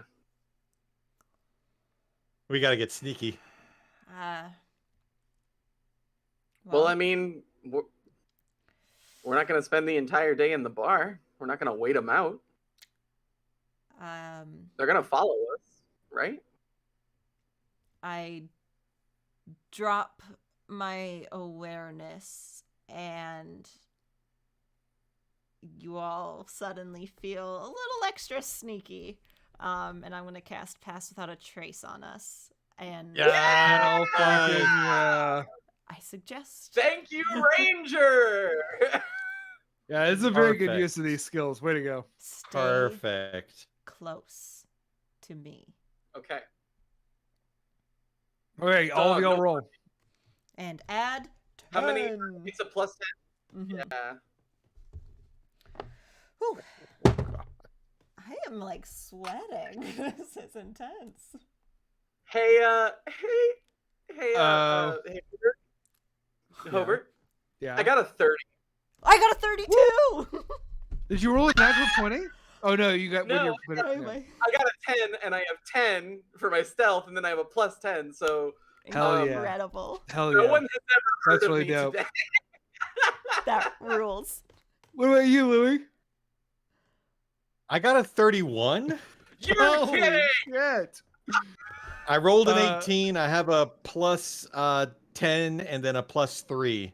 You So we are fucking Yeah. you fucking you just like disappear. You after you realize Sloan that yes, the King's company was going to 100% follow you to your next location. Uh, I'm sorry, I'm coughing. I'm so impressed that you prevented me from doing the thing that would have led to you all being mangled. Well, I told you that they would kill you. Yeah. you managed to roll, I mean, an incredibly high stealth check, and you will disappear Pass down without one of trace. the rainy, fucking misty streets of this midday here in King City, disappearing with Ben to go Love see it. if you can find out more about who or what did this. And with that, we're gonna take our intermission, folks.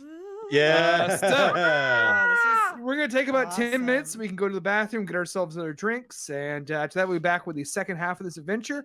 We're gonna see who Love it. killed Tony Tondren and how many of these people are implicated in his murder. Thanks for tuning in to Thanks for tuning in to this mandatory work outing one shot by NPC Incorporated. We really appreciate you watching, and we hope you enjoy your intermission. We'll see you after this. Yay. Goodbye. Bye-bye.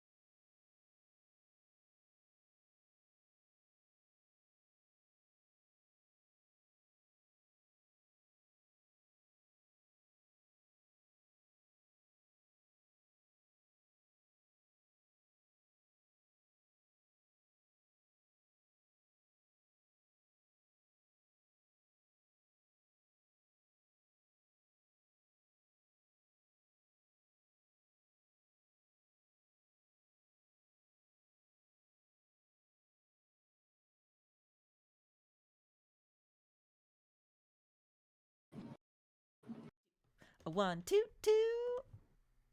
Oh. Hello, and welcome back to NPC Incorporated. My name is Hobert Thompson, and I am your DM for this special mandatory work outing.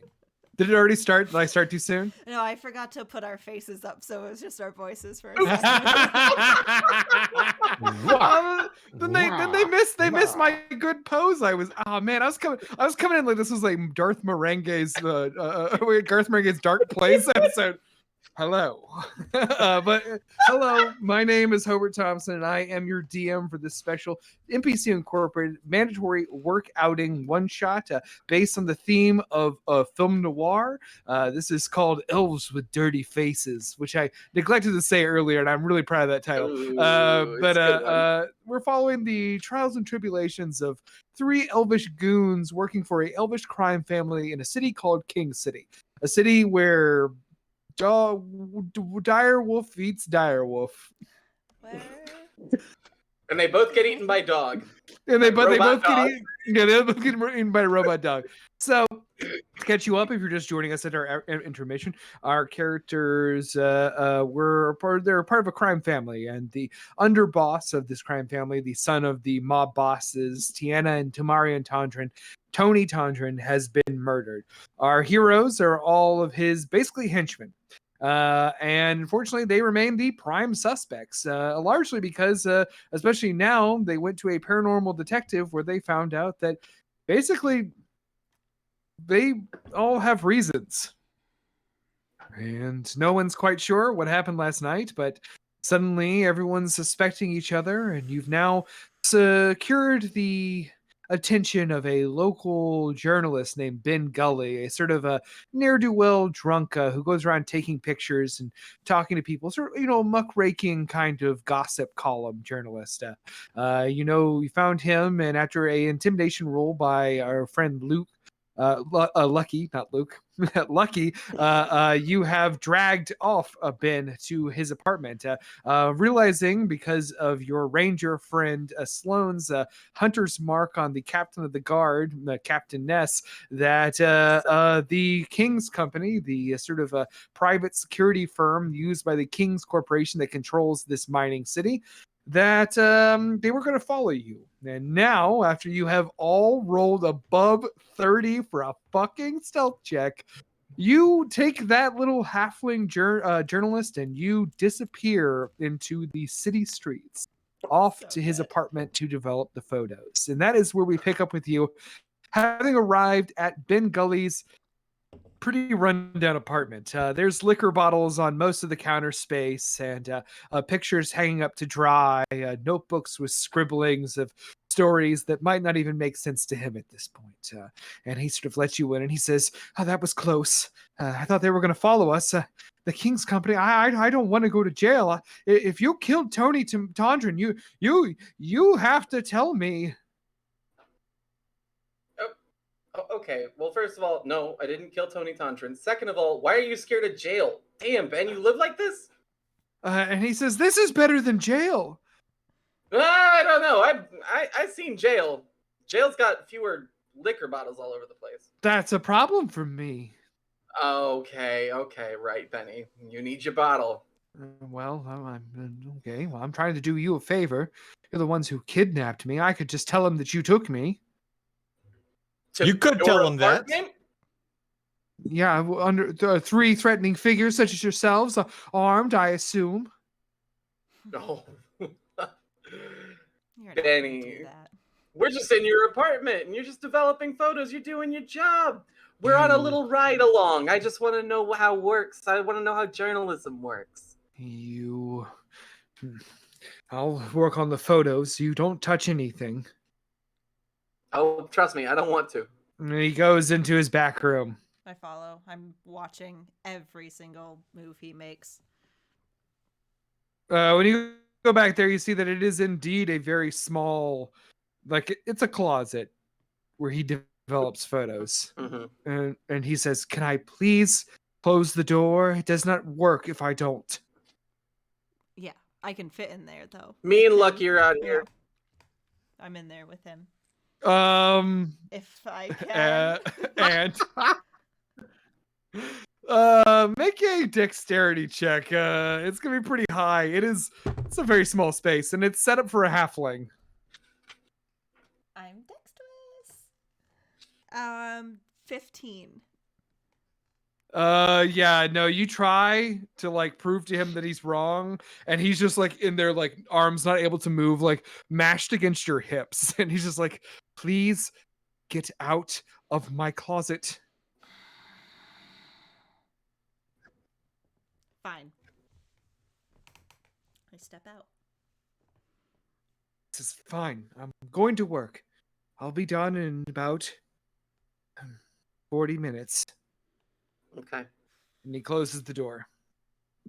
I look over at while that's happening, I look over at Dawn, and I just kind of like I've got my lucky coin, and I'm just kind of like rolling it across my fingers, and I say to Dawn, don't you think if the big eye was looking at you and looking at me, wouldn't he know if one of us had killed Tony? Wouldn't it be in his best interest to take our money and then tell us right then? Well, I mean, I would think so, but you know. Well, what I'm saying is, I I don't don't think trust it. Well, I mean, I'm not sure how you could trust that guy. No offense, but you know, good big giant eyes, very, very weird looking. But I don't think it was you what killed Tony, Thank and you. it definitely wasn't me because I was drunk as a skunk the whole night. So we don't know that it was you. Well, we know that it wasn't me. Do you remember killing Tony? Do No, you remember anything? no, I remember going over to play my sax and Oh no. Roll in, I guess. all right, this is not going to go well.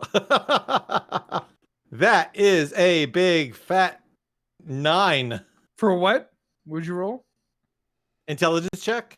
Oh, nice. Oh, yeah. I'll roll that. Yeah, yeah. I just meant like end of what you know. Oh, I thought you said in, like roll. No. No. Oh, that'd be a weird way. I would just say intelligence. I wouldn't do like some sort of weird. Roll and then roll a strut. Yeah. But with that, what'd you get again? 9. Yeah. No, you have no fucking clue.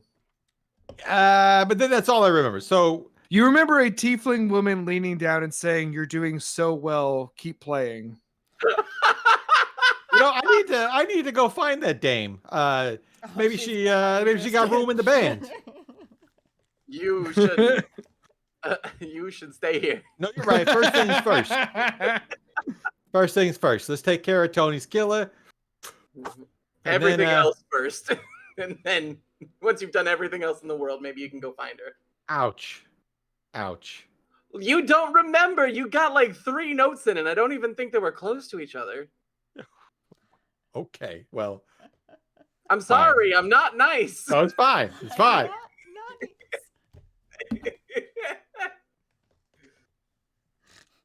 So, you think we'll wait for Ben, or you just want to wait for Ben? Let's go Does through Ben his have shit. blinds in his apartment?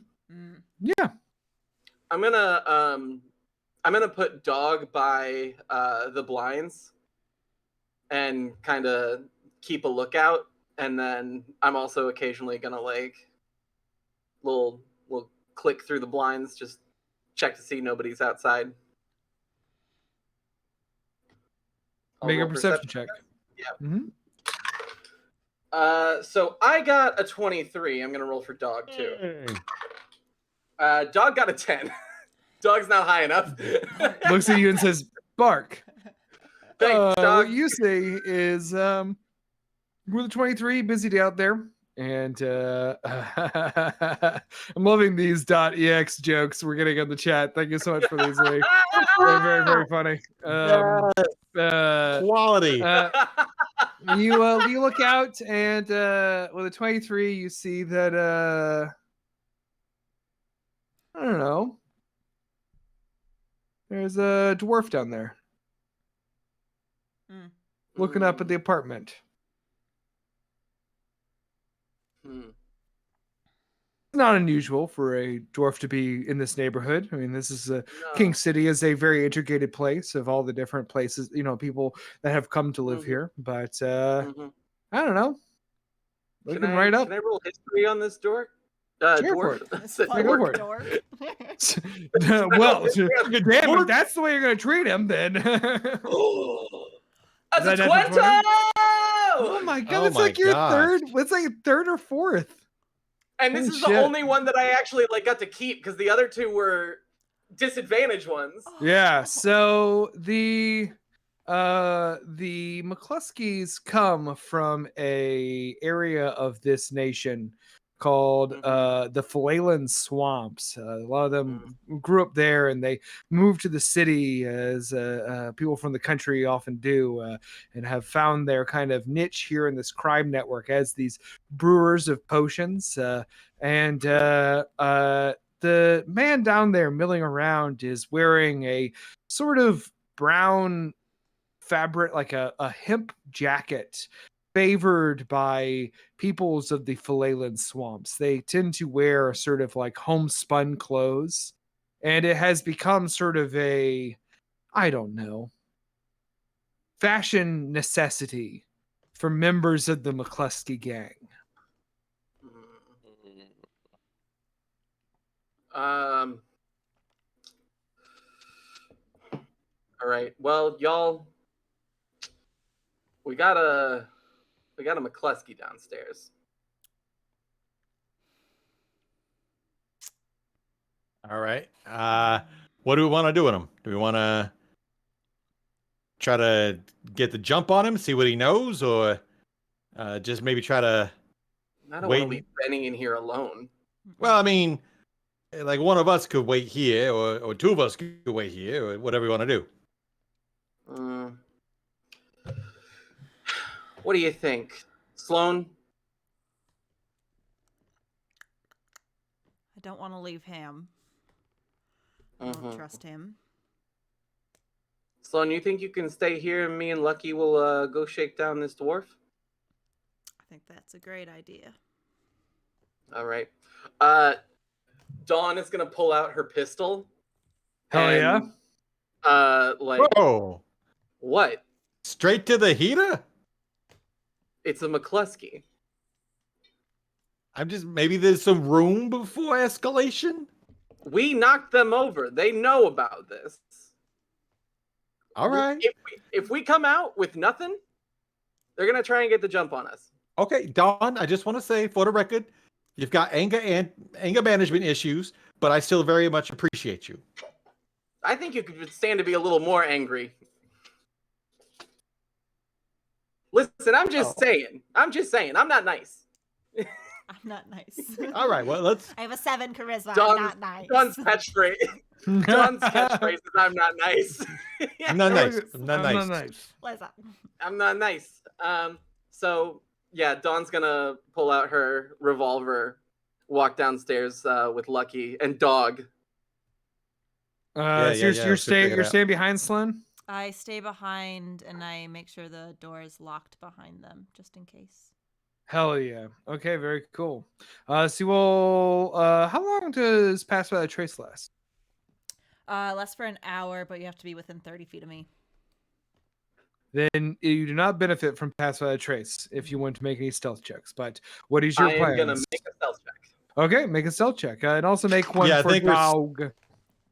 Dog. All right, so I got a 19. Nice. I Dog. got. Go ahead. Go for it. I got a 12. Dog did not. Dog got a 7. Okay, so a sort of large, clunky boxer and a robot dog follow you as you do I a thought you were pretty talking about my adequate job. No, sorry, just a normal boxer. And a robot dog follow you down the stairs as you make a somewhat stealthy attempt to leave this apartment building without being seen. What do you do now? Okay. Turn it on. Making it worse. I'm gonna try and find our McCluskey friend. Okay, so as you pop your head out, you see that there is no one there. I'm gonna try to actively look around, see if I can find him or detect him. Okay, make a perception check. Okay, that's gonna be real bad. That is a natural 1. 16. Perfect. So with a 16, Dawn, you see that people are packing up. Like the storefronts are closing their blinds, they're putting their signs to close. The rain has picked up considerably and it's gotten quite dark in this area. You do not see said dwarf out there, but the rain has now kind of become a little difficult to see out there other than people walking around. Lucky, a guy carrying a bag runs past you and slams into you. He turns kind of apologetically, but I need you to make a strength save. Oh, okay. This I'm actually good at. And that's going to be a 21. Hell yeah, you catch yourself against the wall before you fall down. It's this like a human man runs by saying, sorry. All right. Hold on. Let me roll. I'm not good at it, but let me roll insight on this guy. Oh, sure. That is. Oh, let me just check to make sure. Okay, that's a 15 insight. That seems like a very terrified man running from something that's coming. Okay. Oh, no. I don't think this is close enough for the rain. Dawn is gonna really ready her pistol and get her hand on her hand crossbow on the side of her holster here. Rear window style. What are you doing up there, Slim? Yeah, I would say as soon as they left, I would knock on the darkroom door, say, hurry up in there. And then I'd like to... It's a process! Rear window Why did you let the light in? Watch from the room with the, whatever light is in the room that is turned off, and I am watching through the blinds. Hell yeah. Go ahead and make perception check. 17. 17. Ooh. You, from this high vantage point, can see down below as figures move in the rain down the alleyways, converging on this apartment building. Do I see my companions? You don't. They're like right in the entry of the thing, so you couldn't see down that it will. Okay. But you can tell that they're with the 17. You got sealed. They're dwarves.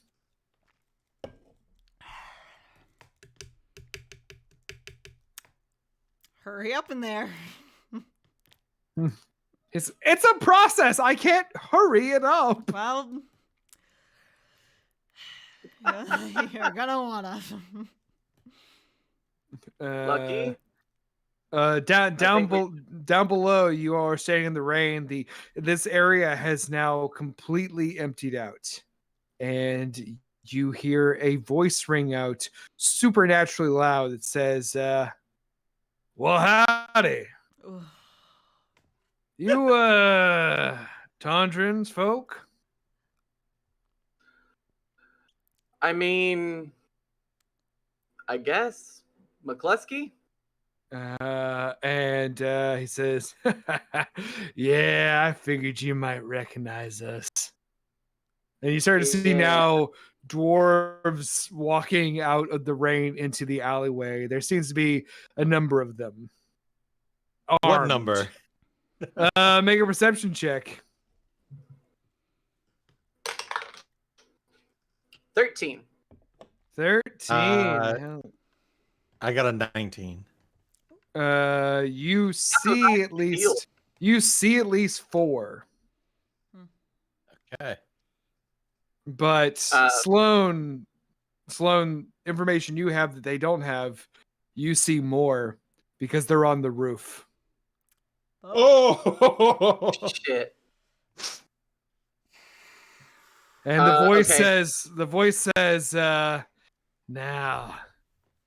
I think you have something that belongs to me, and I'd really much like it back." You're gonna have to maybe be a little specific. I take a lot of things.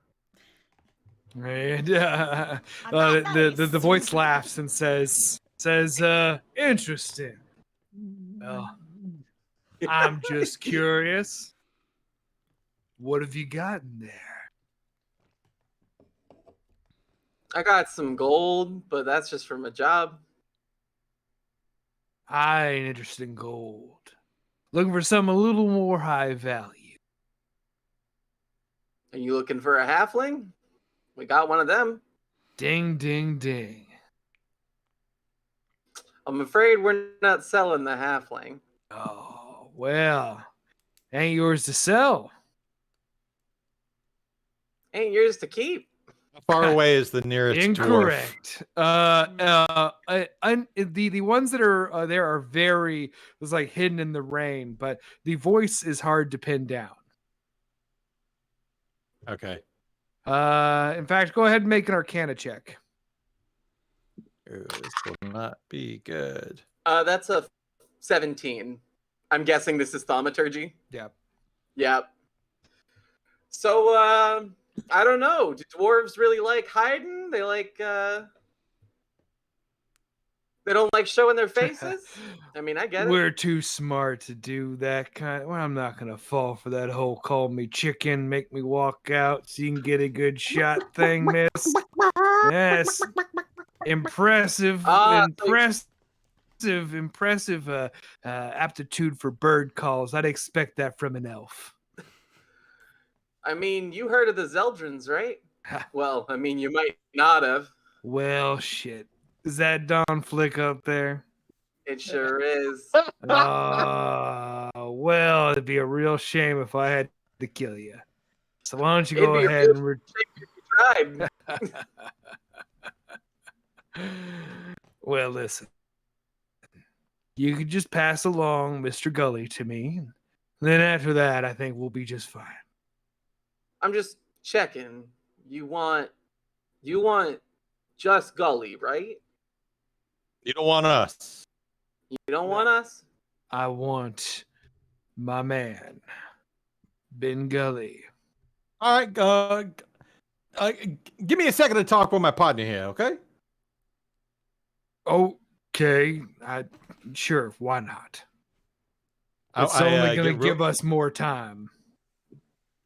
Really quickly, I go over to Dawn and say, look, they only want Gully, but we can keep the photographs after he's developed them. That's what I was thinking. Right. Does that make us bad people? No. He said he wants Gully. We're giving him Gully. Okay. All right. Well then, let's go check on the photographs. You do that. All I'm right. gonna stay down here with Dog. I don't want them storming the building. Okay. Just a minute.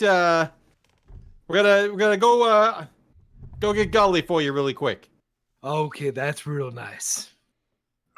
Yeah, Lucky's gonna go stir Ben from his stupor, and I'm gonna keep you company and be your little welcome committee. That's fine. So, I got a question for you. Yeah, what's going on, Don? You hear about Tony? Of course, terrible tragedy. You don't sound too broken up about it. Well, why would I be broken up about the son of my rival being killed? Because then you might have some trouble knocking on your door if you had anything to do with it. Oh, shit. What are y'all gonna do? I mean, you know what we can do. I know what you could do. Those days are done. Those days are done. You gotta face fact. You elves are getting old. Timeless people. They lose track of time so quick, but us dwarves, we're always building. I think we got something real special. So I'm not too worried if you want to come knocking on my door with a gun one day. That ain't what this is all about. We're trying to make King City better. You can't shine a turd, McCluskey. I'll keep trying. And you'll keep getting turd on your hand. Well, my boys in the lab are working on something for that. You Soap? keep getting You turned trying on to make soap? Some a little stronger than that. Mm. At this point Bleach. now, you're up there to the what is it? Windex? Bleach? Is it OxyClean? Is it OxyClean? You got Billy Mays in there? Billy Mays here. And also, I'm Lee, being held at Lee, gunpoint. if you keep making fun of the voices, Lee, they're only gonna get worse. Do it, Lee. So up in the apartment, what are you doing? What are you doing, Brian? Sorry, I mean sound Brandon. All right, so Lucky runs back in and the goes door is immediately locked. over to Sloane. Oh, well then I'll knock on the door. Who is it? Who do you think it is? It's Lucky. Are you alone? Yeah. It would be dope if Lucky got shot through the door by Sloane, and that was the end of Lucky. Do I believe him? His luck ran out. Sloane, let me in. Is there a little peephole I can look through? There It's is. just me going. All right, I unlock it and let him in. All right, I immediately go in and tell Sloane the situation. McCluskey's got a bunch of dwarves outside. Yeah, no Don't know how shit. many. They're looking to make trouble, but all they want is and I kind of gesture over to Benny. They just want him, but if we don't want to give him up, we can just keep. Well, I mean, we could fight him, but I don't know why we do that. But we can just keep the photographs and then give them Benny because they don't want us. They just want the little guy. What do they want with him? Don't know. Didn't ask. Okay. So let's see if he's finished with the photographs, and then I knock on the door. And he goes, How we doing? yes, How's it going in there? I'm done. Can we come in? You're not going to kill me when I come out, right? I guess. no, we told you we wouldn't. And he opens the door very tentatively. Okay. I want to look at these fucking photos. He says, here they are. I tried my best. Some of them aren't very in focus. I was a little drunk, but here they are. Can I go? Hold on. What do the McCluskeys want with you?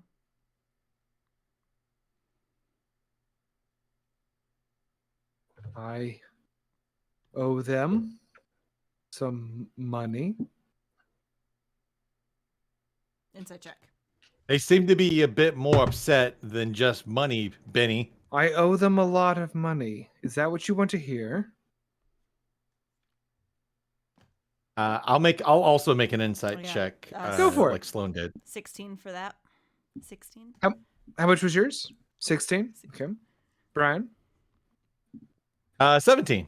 I'm going to roll for this one. Usually I set a DC in my head, but this feels fun to roll. Oh, you know, that seems to be part of the story.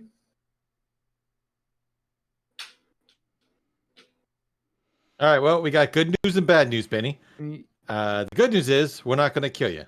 The bad news is the McCluskeys are outside in an uncertain number, and they're real keen on getting their hands on you. And unless you give me an adequate reason otherwise, I'm more inclined to turn you over to them. He says, just do it.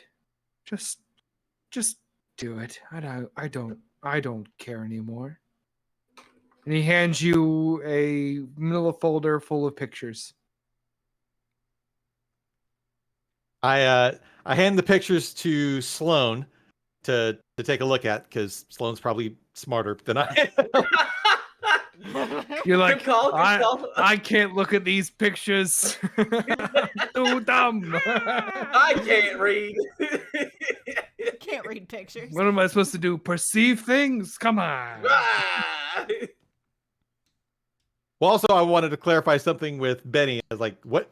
When you say just do it, You mean just give you to the McCluskeys? Yes, just do it. I don't care. Damn. It's all gone to pieces, hasn't it? You can see it. It's all falling apart. Our way of life, everything that happens here in the city, they're tightening their grip. They're going to squeeze us all to death. So just toss me to the wolves. I don't care. Do what you have to do. You're going to anyway. That's the kind of people you are. Oh, oh. That hurt. Well, Okay. Well, you heard him. Let him go. this is, well, let's go. I'm gonna well, first I want to ask Sloan, what's with the black and whites? The looky-loos, the Fuck off. Pictures.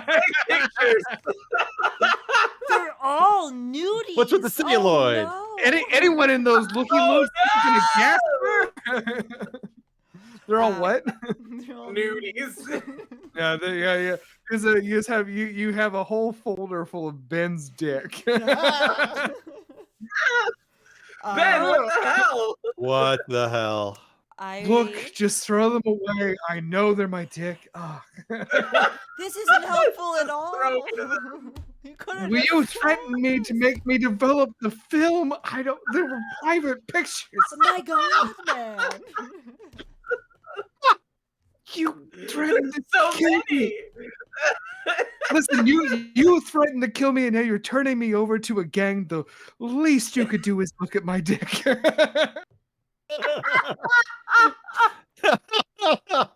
Okay. Please. Remember me this way. God. Do I fall in love? Does this change my Oh, no! my ending? Yeah, this film noir D&D one shot contains the only time that a dick pic has ever worked. My How God. you know it's a fantasy, right? Like, Yeah. They're so grainy. What a dick! You're right. You are terrible at finding focus.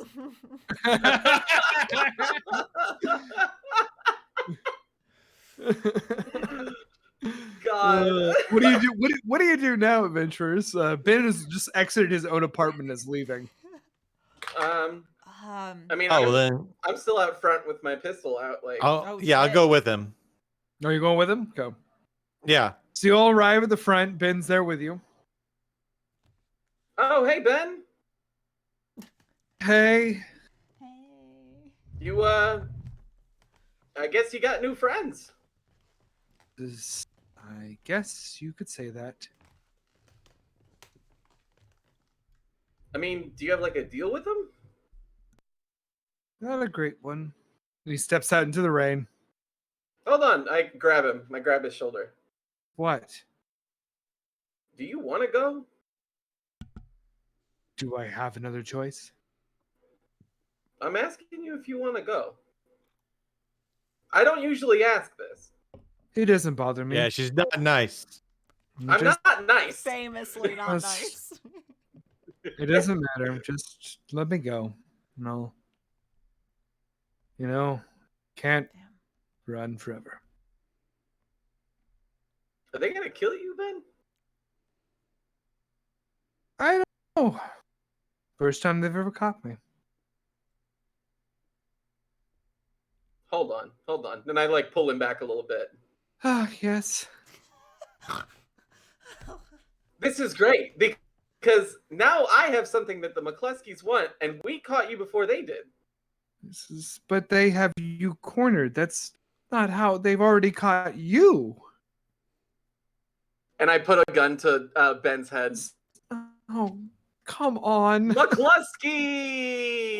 And you hear the thaumaturgy ring out, and it says, hey there, Don, what's going on? There's been a change of plan. Okay, what's up? I got Ben, and you want him. Oh, God. And this man has given up on life. And so one way or the other, and I like kind of whisper Ben, I'm not serious. This man's life ends. So you can either leave us alone and tell us what you know about Tony, or you can lose your most valuable asset that you sent at least 4 of your men out here to find. And you hear a just like loud like belly laugh from the McCluskey that's talking to you. It says, "Now, what kind of bargaining chip is someone that we want to kill?" Well, I mean, I could kill him. Fuck, that's fair. And we could kill you. It doesn't matter. Why would you want to kill me for killing the guy you want to kill? We want to kill you anyway, Don. Why? Because you stole from us. Now, who told you that? Oh, come on. You're touching him. Benny? I look down at him. I say, Benny, did you squeal? And Ben goes, I told you. I owe them a lot of money. Benny. You make a lot of bad decisions, Benny. He says, yes, I know. It's not been great recently.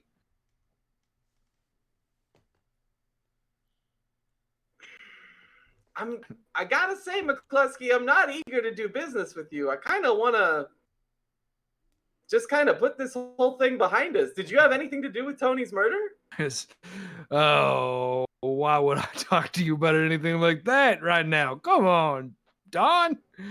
Why are you trying to bargain when you're sitting on the bottom of the table? Because I've also got a gun. Yeah. And that gun is pretty famous for taking people out. Yeah, I know, but I got a lot of guns too. Mm-hmm. Got enough?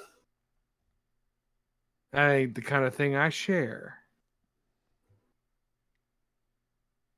And then I think we're on an even bargaining ground, and I ain't feel comfortable with that. So yeah, Ben stays here.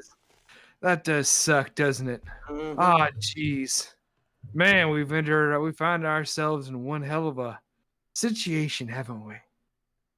Ah, hell, I hate stuff like this. It's no fun. Come on, now why don't we get into organized crime so we can have some fun, make a little money? But y'all, I mean, that was my plan.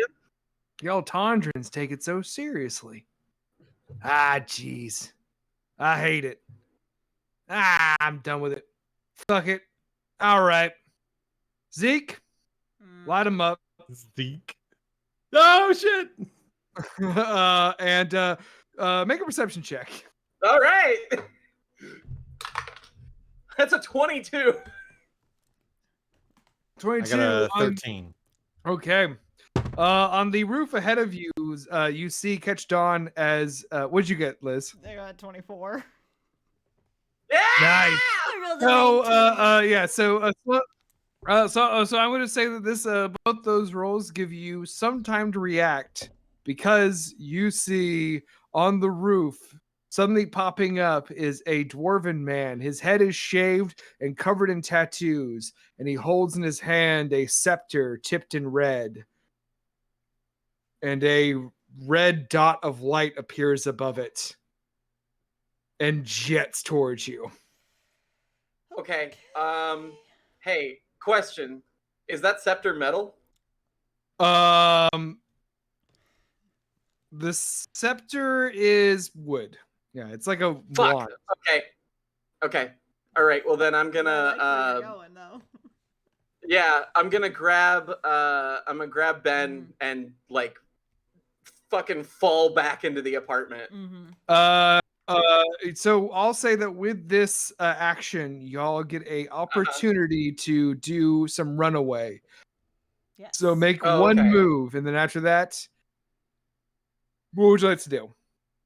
I'm going to start far rolling. away. How far away is the guy? How far away is Zeke? Zeke is on the roof, but Zeke has already done what he is doing. I know, but I just need a range. Oh, at least 60 away. 60? Mhm. So like 60 would Well, be with the Actually, range. make it more because like he's up on the roof, so we're going like a diagonal. We're gonna say like 80 feet away from you. 80 feet. Okay. He's on top of a building, casting this spell towards you. All right. Um. Well, I don't know. I guess we either stay and fight or we run. Run. What do you think? Run. Run. Okay. Well, then I'm gonna grab Ben and drag him, and I'm gonna run like Tondran ways. Okay, so with this, with you guys all doing this run action, if that's what you're all choosing to do, is that what you're all choosing to do? Yes. Mm-hmm. Yeah. Cool. Then in that case, I want everyone to roll a dexterity save with advantage. Sick. Boom. Oh. 22. Baby, that was so good. 15. Roll for save Daug as well. Oh, 24. Okay. 24.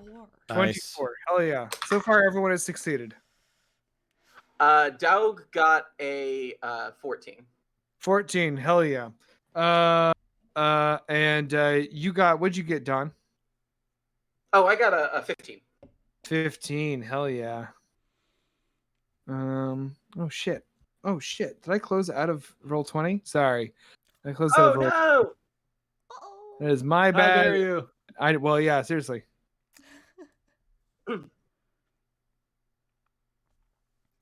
Sorry, one more time, Don. That distracted me. 15. 15. Hell yeah. So Daug everyone got a runs and let me roll for. Nice. Okay, so everyone but Dawn and Dog pass. And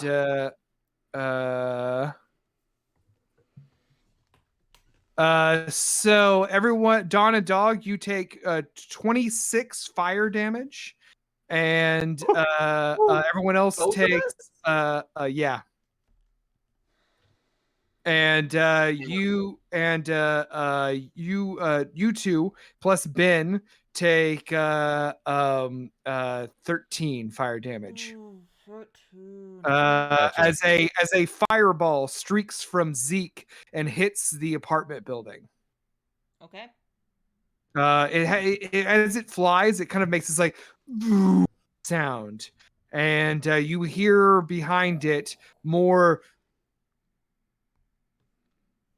coming. Oh shit. Okay. Ben is very hurt. I don't give a fuck.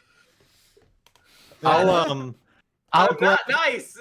I'll pick Ben up and carry him because I'm probably stronger. Or sorry, Yep. check. Athletics check. Do athletics check. All right, athletics. You definitely is, that's going to be a 21. 21. Hell yeah. Yeah, you scoop up Ben, who is like, you see he's not looking great. He's quite singed and burned from that explosion. He kind of caught the worst of it. And he sort of he seems to be clinging to consciousness. And as you're running, you're running with him, and he looks at you, he's like, why did you save me? Must be your lucky day, pal. And he goes, yours is not so lucky. Sort of drifts off a little bit. Where are you going? Tondran. Yeah, I think we're hauling ass back to Tondran territory. You hear another fireball hit the front of the apartment building. Oh god. Man, they are lighting this place up. That's going to draw attention. I'm trying to find alleyways, not center of the street ways to go, making corners, finding shadows. That's the route I would like to take. Stealth check. And I would also time. like to cast Pass Without a Trace one more time. Hell yeah. Hell Is it yeah. still up, Hell actually? yeah. Fuck yeah. Is it still up? Is it? Did it take an No. hour Been to an get hour? No, you took it down so that you could cast. Oh no, No, I took. no, the it's other been one way down. more than an hour. I have like. Okay. Okay, it has been. Okay. So I made my roll. 39. Oh. Yeah. Oh. I guess I'll roll for. Stupid amount. You roll for disadvantage, Louis. Still. I rolled the same thing on both dice, and it's still a 31. Hell yeah. 34. What about nice? What'd you get, Daug? Daug got 26. Cool, very cool. So everyone did quite well. You all kind of jet out a back alley, and as you go out that way, you see kind of duck into an alley, and you hear dwarves with the sort of same accent as McCluskey talking to you, kind of coming around the corner and looking, and you hear them say like, "Oh, they ain't here. They must still be in the apartment. Come on, let's get in there. Gator boy, you go first." And you hear like a snarl and a roar, and you see something very large go into the apartment building. Say Gator Boy? Yeah. Make a perception check if you'd like to. Like you did a good job. Florida? All Oh, right. yeah. With your stealth check. Oh, it's silly. 23. You look around the corner and you kind of just like catch a sneaky glimpse, and you see that the two dwarves, the dwarves that just walked by you, are walking with Swabs. a probably pushing 8 foot tall, like reptilian humanoid, and Ugh. it runs on all fours into the apartment building. Oh, Nope. hell. No thanks. But you all are free to go down the alleyway. All right, let's get out of here. Yeah. Let's get ads. Ha ha! And you head on your way. And as you walk down the alleyway, it's starting to get pretty dark. You wait a little bit for, we're trying to get cinematic here, and it's rainy and the sun's going down. It's starting to become nighttime. And as you round the corner to this dumpster, there's like, this sort of fire escapes and dumpsters and steam emitting from every fucking, drainage and manhole in the street ahead of you. And standing there in the center of the street, seemingly not even getting wet, is a tall humanoid figure in a trench coat. And as it looks up, you see an eye glowing underneath. God. All right. And before anything happens, I am going to go to the bathroom because I desperately have to go. But y'all talk about what you want to do next. Confer. Talk about the mystery. Yeah. Okay. So Ben ratted us out. Yeah, we can't be too mad at him for that, though. Well, no, but he ratted us out, which means they knew that we, on the orders of Tony, knocked over the McCluskeys. True, and they may or may not know about your extra dipping on the side. Listen, they said something of higher value, and then when I asked about Ben, they said ding, ding, ding. They don't know about nothing. I don't think All they right, well, care I'm about just the saying. gems, but Yeah, no, the gems are. Look at the photographs. We need to see what the hell while we have a second. Yeah, I want to real bad.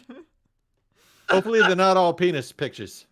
The first few were, and I shut it immediately. Ugh. I thought you fell in love. I swing wildly back and forth between affairs. It was the lighting. It was the lighting that it was just like in the apartment it was nice, It's the but Venetian under like blinds that street really lamp. did The Venetian blinds. Oh my gosh. Hey, there's the boss man. Hey, ding ding ding. You're muted. What are you talking about? I'm not. We were talking about freaking pictures. Tell you. Oh, okay. So as you round the corner, there it is. There's just there's this guy. I'm gonna heal Ben for cure wounds. For how much? 13? Or you got to roll? Yeah, 10 damage or 10 hit points. Nice. So Ben is looking much more frightened. He looks at you and he's like, "Why did you save me?" Because I don't want you dying before you tell us what you know. And he says, I told you what I know. I turned you in to the McCluskeys. Isn't it obvious? Mhm. Right. And you're also a valuable bargaining chip. I'm worth nothing to them now. Next time they see you, they're going to douse you in fire. I mean, that's probably what they were going to do anyway. And the figure says, having a rough day. You know, now that you mention it, Mr. Big Guy, a little bit. I have no name. I am nobody. Okay, well, Mr. Big Guy's more of a nickname. It just kind of came up with it. It's not the best. Anyway, Hmm. I assume that you found out things. What do you got for us? The answer. Oh, great. Well, time is of the essence. And he produces from his it sort of like it pops out of his collar with his spiky hands that continue to sort of oscillate colors in conjunction with his eye, and he sticks it out toward you, Dawn. I take it. Written What's it say? on it has the same picture of an eye, the blue Mhm. eye, and on the back it just has a name, Tondrin. Which one? And it will specifically and confusingly, it says T Tondrin. This is Well, that this is something I wanted to say in the moment and then stopped myself and then wanted to do like a flashback to a moment. May I take this moment to do a flashback? Yes! Yes. This is so Fuck good! It's a film noir and it's a mystery. While we are in the room talking to the Tondran heads and Tony's body is lying on the floor and Tilla is crying over by the side surrounded by her own goons. I wanted to try to take a moment and make eye contact with her and try. I know we were never very close, but we still grew up together, and I wanted to see if there was any type of bond there, if there was any sort of recognition of a loss that we both feel, or if she feels anything towards me differently now that such a large thing has impacted both of us. Roll in this flashback an insight check. And I'm going to go ahead and say, because you have pitched such a wonderful flashback moment, so good. film noir, take it with advantage. Yeah! Wait. There it is. Fully support that. Are they both ones? It's a 2 and a 3. Ah! Which means it's a freaking it's a 7 and an 8. So she looks at you in this moment and she catches the sort of sight of her, kind of, yeah, like you said, not someone she's especially close with, Whoa! someone who's been It's a 12. I looked at it wrong. No, my glasses Well- probably moved it. My glasses probably moved it. I threw them down. your It's such your a- glasses. Okay. No, I'll take it. 12. Yeah, it's like someone that's familiar with you and you're familiar with them. You can't quite see exactly what's going on the interior of their life, but you notice that she seems just especially kind of wistful in this moment, like in an unusual way. Not exactly what you'd call the grief of losing her brother. It's more of like the sadness of watching something come to an end. And she looks at you and smiles, her kind of the best smile she can muster. Her sort of she's she's beautiful, Tilla, and She's a lovely smile and her bright red lipstick and her red dress. And she smiles. She makes very meaningful eye contact with you in this moment. And you don't quite understand why, but it's like she's saying, here we go.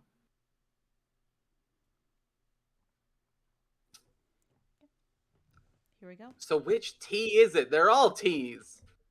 And the detective says, that is for you to determine. Well, what did we pay you 300 gold for? You paid me 200 gold. Okay, I'm not good with numbers. He's not. He's not smart. I'm not nice. And I'm just Ben. Please let me go. And you're not talking. As soon as I feel safe enough that I can stop for a moment, I want to take out the photos and flip through them, and I want to score them for Tilla in the background, and I want to find any photo that Tony is in and anyone else that any photo of Tony and with anyone looking at him, and photos of Tilla and what she's doing. Make an investigation check. Can I help? Because I have a passive investigation of 22. This is something I'm doing while you're talking to Big Eye Guy. Oh, okay, got it. Got it. That's a natural 20. Oh! Yes, let's go. Perfect. Let's go. Bringing it back. Thank you, Liz. Okay, holy shit. Then yeah, you sort of see through fucking time, Sloan, and look at these pictures as nobody sort of like, you can tell that nobody is especially watching you as you look through the pictures. Kind of and I mean this thing sort of you get the idea pretty quickly that it knows exactly what happened. But again, you only gave it $200. Yeah, I wasn't giving him my money. It asked for 300. Nah. Damn it, Sloan. Nah, you ain't getting my money. And Hell no. but you don't need to pay it because you're looking at the pictures right now, and that last picture that was taken by Ben, you see Tilla is watching Tony as Tony leaves the bar, and her hand has slid into her bag, and she is pulling out in this magically colored photograph because fuck it, I want to do color photo. Yes. Because it means a lot to this moment. A red domino mask. Uh-huh.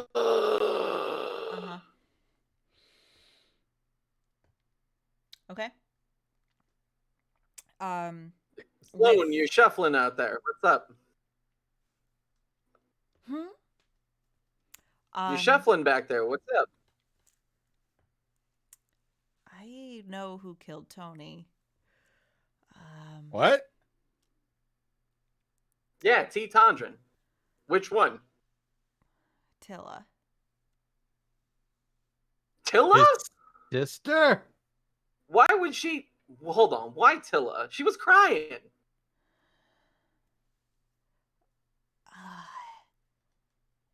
I don't think killing her's the revenge that we need to enact today. So what do we need to do? As I'm saying this, I'm backing up, and I'm looking for an alley or another way to dart out of this situation. Where? Whoa. Okay. Make a perception check. Hold on. Are you trying to run away from us? 13. 13. I mean, there is an alleyway nearby that's in the opposite direction of the McCluskey's burning down a apartment building nearby. Okay.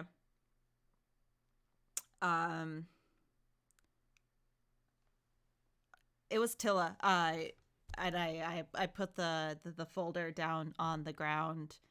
And I say, you two are lovely. Thank you for everything. Lucky, I think you should start that bar, and I think you would be great on the saxophone. Dawn. I'm gonna draw my gun. I'm gonna draw my gun on Sloan. Like, you're acting weird. Wow!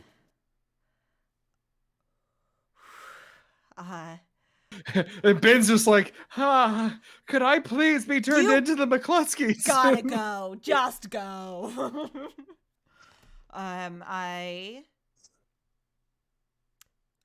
If you want,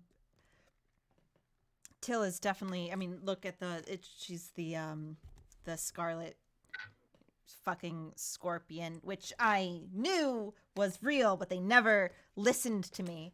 I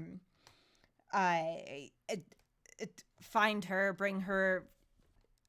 If you want to keep going with the Tondrins, I guess bring that to light.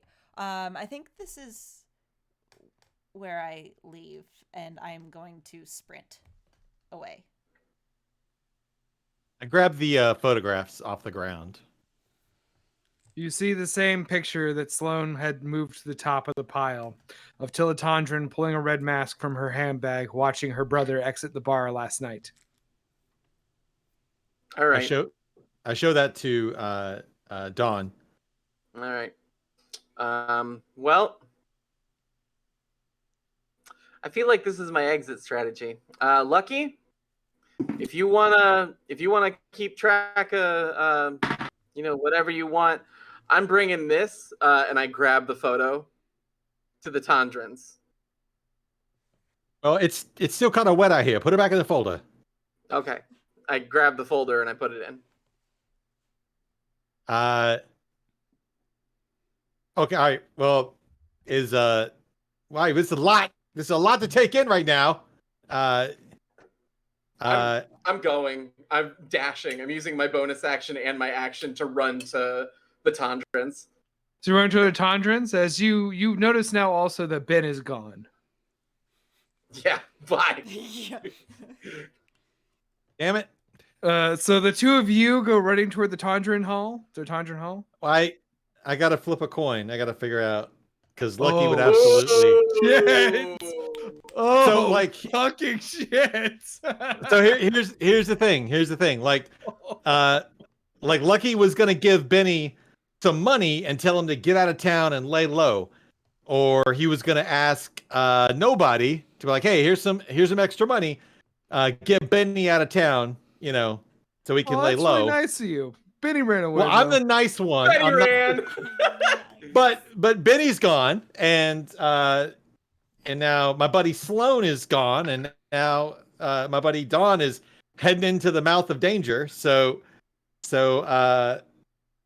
heads, I follow Dawn into the Tondrins. Tails, I go try to find Sloan.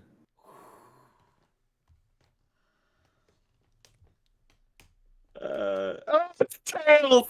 Oh, shit. All right! Oh my god, okay. It was Tails. So, is that North Carolina corner? Yes, it is. You sentimental bastard. Flight, suck it, Ohio. Yeah, seriously.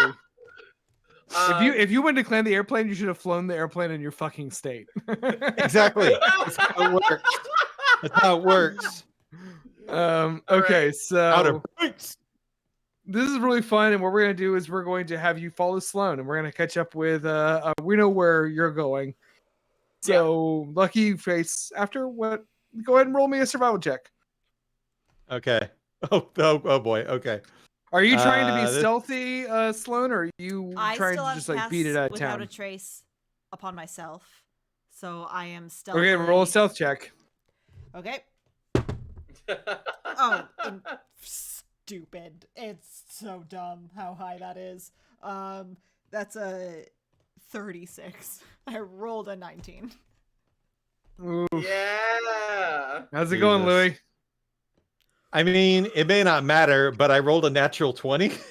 Okay. No, it's a natural 20. That's a natural 20. For It's a total of 20. For a total of 22.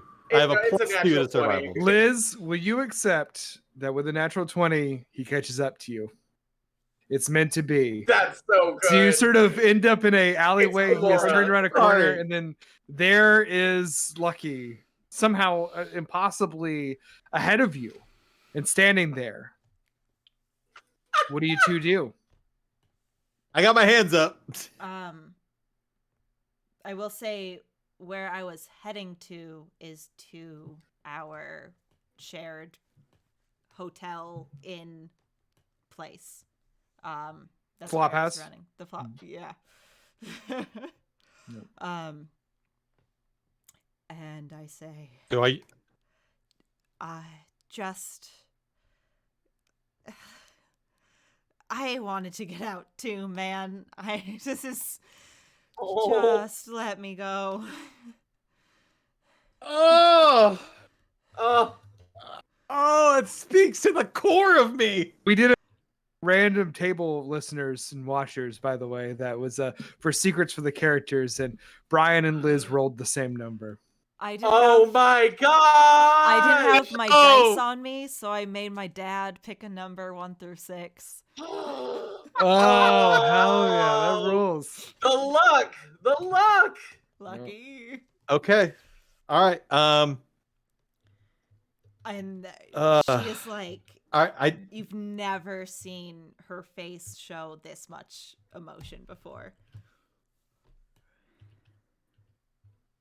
okay. I walk very slowly.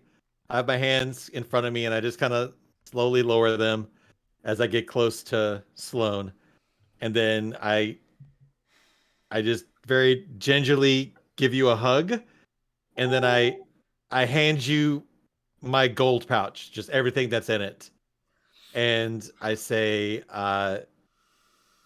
"Good luck, and Oh. stay out. Don't come back." And then I turn and walk away, as somewhere in the city a saxophone wails with Oh my sorrow. Oh my god. It is a shame that I can't hear what you're saying, Hobert. Sloane That's doesn't 98 gold that I had left. doesn't cry yet. But they clutch that bag, and they have the 200 heavy on their side, and then with their last level 2 spell slot, they cast Locate Object, and they focus on the suitcase that they know belongs to Dawn, and they know that in that suitcase there's a secret compartment full of 1,000 gold worth of gems. Holy shit. So as Sloane gets closer and closer to the flop house, that is what they are zoning in on. Okay. Across town, it looks like it's gonna across town down the street, a couple streets. I'm just gonna say for cinematicness, you turn a corner, and because that magical natural 20, suddenly Lucky is at your side. Okay. That's where I you do needed to go, like- right? Yeah, I was gonna go back to find Dawn. And you do because of that natural 20. Yeah. I just want to make sure something. So I put that luggage there, right? Like I put that gold or that those gems all in my case, right? And that's my case. It's hastily stolen, and yes, yeah. I would not leave that thing unlocked. Well, then that'll be hers done. That would be theirs to unlock. Okay. So Lucky. I don't know Yeah, what you want. I'm like huffing and puffing. Lucky, I don't know what you want, but I'm taking this to the Tondrins, and I'm getting out. Okay. Oh my god, a This is gasper. not That's the what it time for a means. smoke. That's what a gasper gasper. is. Okay. It is not time for a gasper. I just take 3 puffs and then throw it down and step it out. I'm like, no, I'm with you. Look at. Jesus Christ, this let's- man. Well, yeah. Now I'm broke, so. What yeah, do you mean that's you're broke? What do you mean you're broke? no. I was saying that's the voice in my head. I was just answering the voice in my head, talking about the economics of the cigarette. But no, Terrible. I'm with you. Let's use this as a bargaining chip to play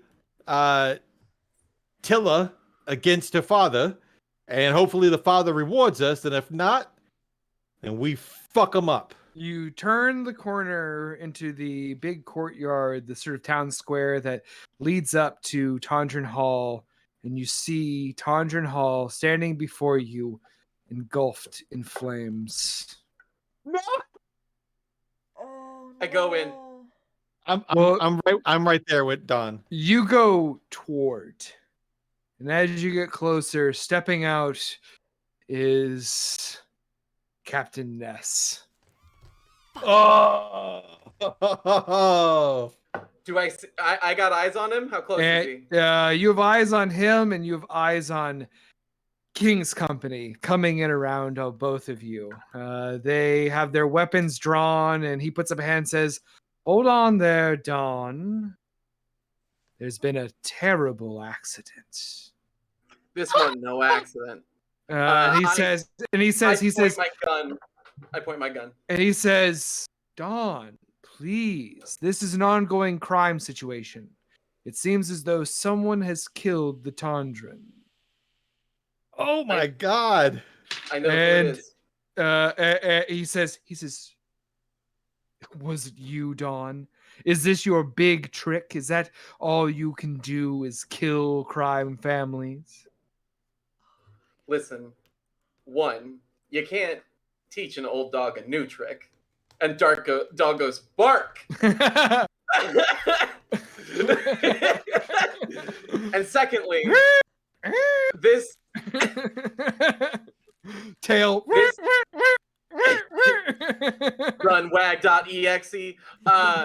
Secondly, this family was gonna fall apart whether you burned this place to the ground or not.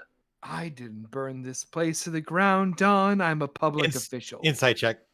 Go for Insight it. check on that shit. Go for it, yeah. Let's go. Let's go. 22. He didn't burn it down, but he is being shitty about it. I say, Don, he didn't burn it down, but he's being a real, hold on. I had one for this. He's being a real hinky hawk shop about this. Fuck off. That's not Fuck slang. you.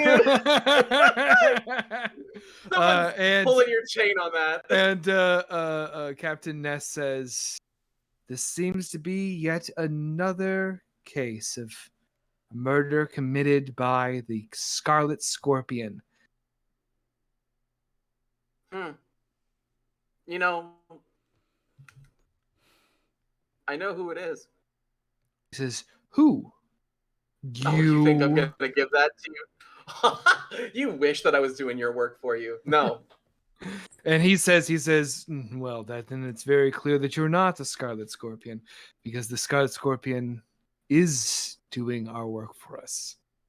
Exactly. You wish that I was doing that for you. Yeah, she's cleaning up the city. She's Oh. making it a better place. So you know. How'd you know it's a she? Because I'm here to help her. And from the flaming silhouette, like out of the fire of the house, you see stepping forward now a woman dressed in a red uniform. It looks like it's an augmentation of the King's Company uniform in a crimson red with gold epaulets on the side and a helmet to match that goes over her eyes where her domino mask is. It's Tilla Tondren. Hey, that helmet, is it metal? It's leather. But the uniform does have metal on it, right? It does. I mean, well, metal. I don't know. It's Eat just like, metal. Eat metal. Yeah, give it to her. okay, yeah. I point my gun directly at well, Tilla and I say, "Bird." we're gonna go ahead and get the map up then.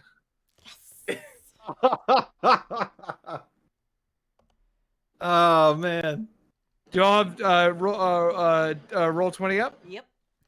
Yep, I got roll 20. Yeah. 20 up. Yes. Oh, this is pretty. Oh, it's beautiful. Oh this my is nice. gosh. Oh, this is great. It's getting burned to the ground. I love the Oh, Yeah. little wow. fire. Yeah. Very And nice. so, oh, sorry, I need to also grab y'all. Sorry. Oh, that's beautiful. And there's going to, I thought this would pop It's off so a little more gorgeous, it's empty. dramatically. That's very nice, Hobert. You did a good job. You did a really Thank good job. This you. looks Yeah, that looks fantastic. So first thing we're going to do is we're going to remove Floan. Yep. Yeet. Bye, Floan. And then we're going to add the King's Company. And then as a final note, we're going to, this is, by the way, I created several different endings for this. And this is the one that you all have picked. So I don't know if you can tell, but it might be the one I thought least likely. Oh no! Oh, so this isn't the No, one it's you were totally fine. super excited about. Oh no, this is the one I was super excited about, which is why I didn't think it was going to happen. Oh, good. Well, it's beautiful. So as the fires burn before you here, the house roasting, them on the stairs, go ahead and do what's your heat metal thing you want to do so bad? So heat metal, there is no save. If it is armor being worn, there is no save. Okay, let It me is look at the strictly let me wood. look at the wording on this because I just want to see. Choose a manufactured metal object, such as a metal weapon or a suit of heavy or medium metal armor that you can see within range. I don't know. This is medium leather armor. Is it studded? Let me check. Studded leather's light. Light. Oh. Yeah, I'm sorry. Yeah. Okay. I'm gonna go with Brian's Is she ruling on holding that. anything metal? Guns. No, I mean she's not. She wasn't armed. I mean, well, she's not. She has weapons, but they're not in her hands. She was doing a dramatic Okay. walkout. You caught her a little too soon. All right. Well, then, in that case, I'm just gonna shoot her. Oh my Okay. god! Done! So go ahead and make your attack. All right. No. Okay, so the first attack is a 20. Okay. Dear Lord. A natural one or an unnatural? A one? natural 20. Dear A God. unnatural or natural? This one is a natural. The second shot is an unnatural. Oh shit. Lord. Okay, very good. And I already had my pistol out, and so as part of my second action, which is my hand crossbow for crossbow expert action, I draw my hand crossbow and shoot her with that as well. Oh, so that's two. Or you're doing three Three attacks? Yeah, I do. I get a bonus action attack with crossbow expert as a feat. Yeah, Okay. it's pretty nasty. Does the 17 hit? Hold on. I'm trying to get my notes. This is this has happened a little faster than I was ready for. Let's see. Yeah, it definitely hits. I mean, both hit. Okay. Both hit for sure. Okay. So that's 10 plus. Okay. So that's 24 plus. So that's 31 points of damage to Oh my god. to Tilla. Hell yeah! So you just like Yeesh. pull this. You pull, and you get like a well. Wait. Hold on. We're not even an initiative. You got 3 attacks. Can we just do 1 attack? Sure, no, I mean, I get 2 attacks per attack action, and I can take a bonus attack action. Yeah, but when you get like a surprise attack, it's generally considered like an attack of opportunity. Okay, well then I'll Like just. how about this? How about this? So the 24 that you got. So you got 24. How about we keep 24? Okay. Okay, is that fair?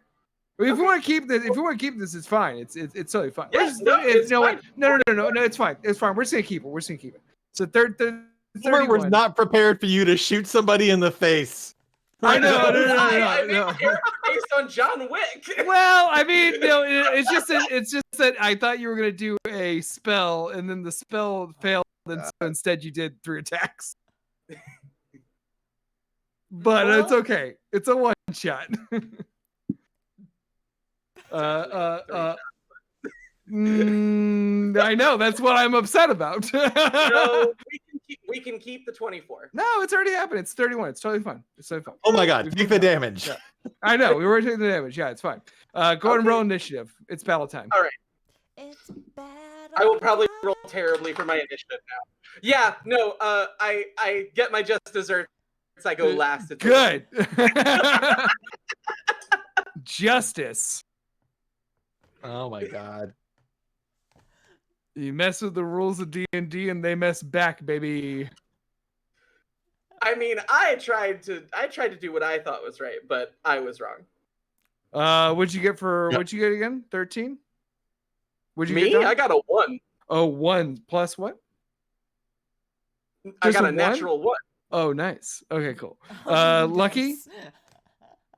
I got a dirty 20 on initiative. Nice. Captain Ness. Captain Ness got a good ass roll.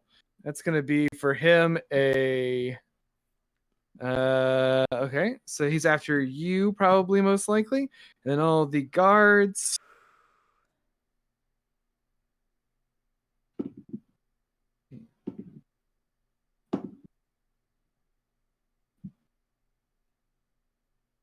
Talk amongst yourselves while I do all this. Oh, what's All right. up? Ooh, initiative. Very cool. How we doing? How we feeling about this going into this fight?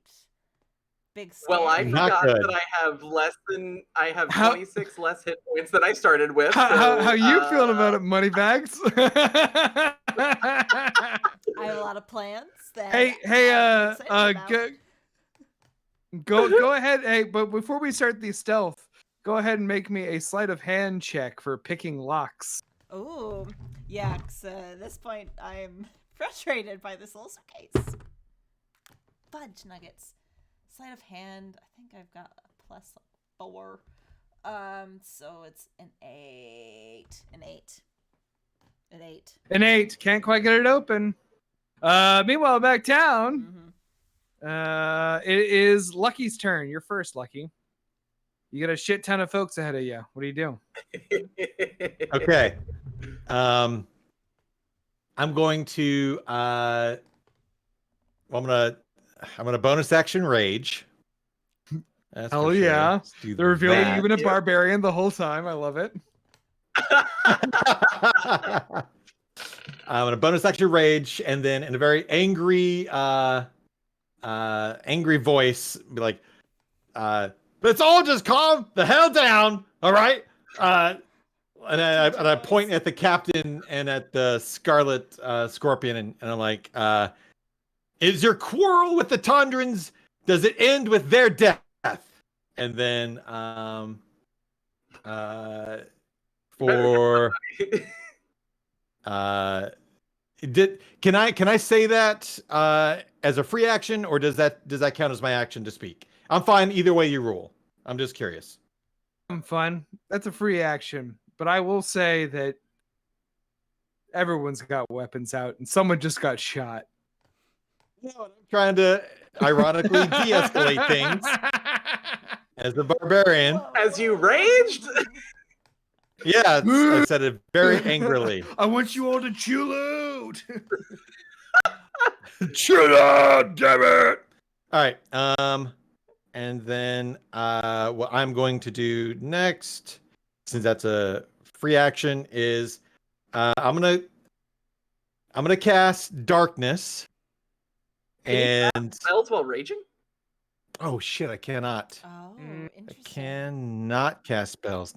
I should have done that and then raged. Oh well. In that case, then I will take the I will ready an action that if anybody gets within melee range of me and is going to attack me, I will attack them back. That's it for Very me. good.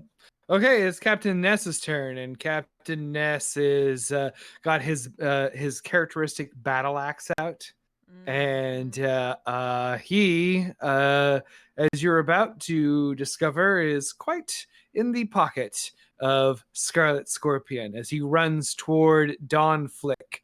Also, I think we need. Sorry, 1 second here, real quick. That is my bad that I did not bring over. Oh, can you bring dog next to me? That's what I'm doing. Aw. Okay, cool. Yeah. Bark. Because there's a very fun thing that dog can do that Captain Ness is about to find out. Oh, excellent. So he is going to attack you, Don. Has drawn his battle axe and he swings it down at you. Dog is going to impose disadvantage. Dog is Okay. going to use its reaction to impose disadvantage. That is deflect attack. Okay, very good. Good So that job. is first one's really good. You better hope I roll better than the second one. Second one's not great. That is going to be for the first one a 10. That does not hit. Yeah, and then for the second one, okay. Ooh, okay. The second one is a 12. That does not hit. Okay, so two sword hits clang off of the metal hide of Daug as he tries to get you. And it is now Scarlet Scorpion's turn. Bark. Scarlet Scorpion is going to.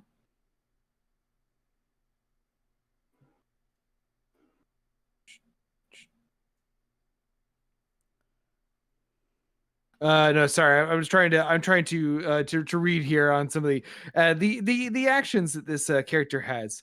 So she you see she is kind of reeling from being shot by you, and she looks at you with a look that is extremely pissed off.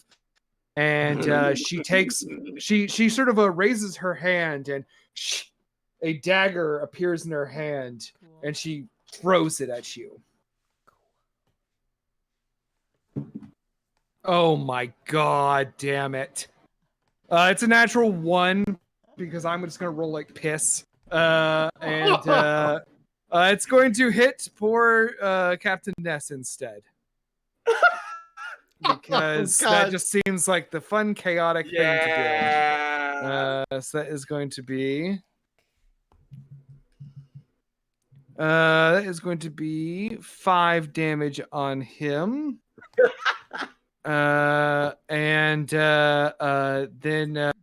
you see her kind of just like extremely pissed off as she raises the hand, and a dagger appears again in her other hand, and then she throws this one at you again. Okay. And that is a second natural 1, and this one also hits Captain Ness.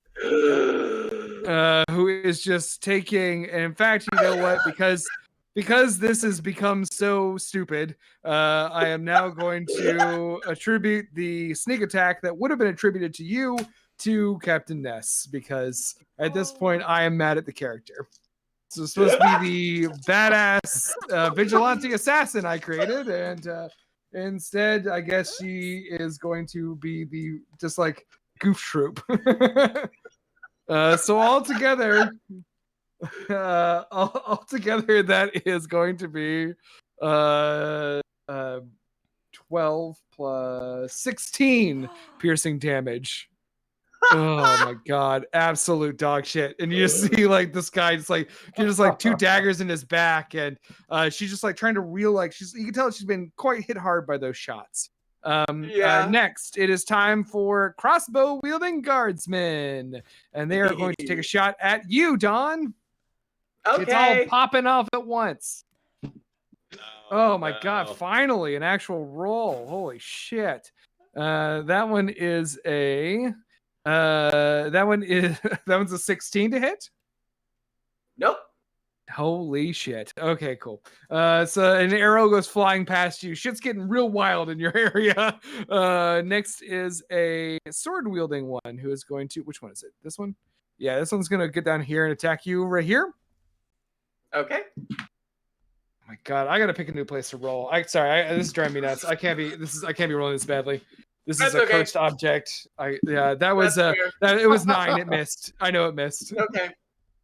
Next is this one who is going to rush toward you, Lucky. Go ahead and make that hit. Bruh. I know. That was hard to watch, right? That was just like Oh gosh. Okay, that's gonna be a 16 to hit. 16. That hits. All right, that's By the gonna way, be- just make sure if it hits your armor class, it hits. Yeah. So Right. it was a 7. Yeah. Mine is a 17. Nice. all right. 16 hits this fella. Okay, so 16 hits, so that's gonna be 15 points of damage. Holy shit! With your punches. Yeah, this guy is a puncher only, so Unarmed fighting built- style. Yeah, you got the I fucking built barbarian them. strength too. So 14. 14. 15. So a 15. So no, to hit or sorry, that's damage, correct? That's the damage. That's the damage. Yeah. Oh, so this guard runs over this King's Company member, and you just sort of just like boom, and just like knock him out in one punch, and he just like lands like a fucking rock right here on the ground. Ow. Amazing. Just like dead weight falls. Right. And next is that wasn't even hit. That was his turn. That was on his turn. Next is this crossbow wielding guard who is going to shoot at you, Lucky, because clearly that's Ugh. scary. What just happened? Yeah. And that is, you guessed it, a natural 1. Buddy. Oh. Okay, I'm switching d20s. That is, we're getting to a point where it's ridiculous now. It's ridiculous. I just Oh want my to say, from here on out, I am playing characters who are nicknamed Yeah, Lucky. I get It Guess seems so. I It guess helps. so. the And whole is now, party. no one really around there to take the bullet for him. So we're gonna say that it just sucks. It's our Dodd's turn. Okay. So Captain Ness is right up on me, right? Sure is. Is he wearing metal armor? Yes, he is. Heat metal. Yay!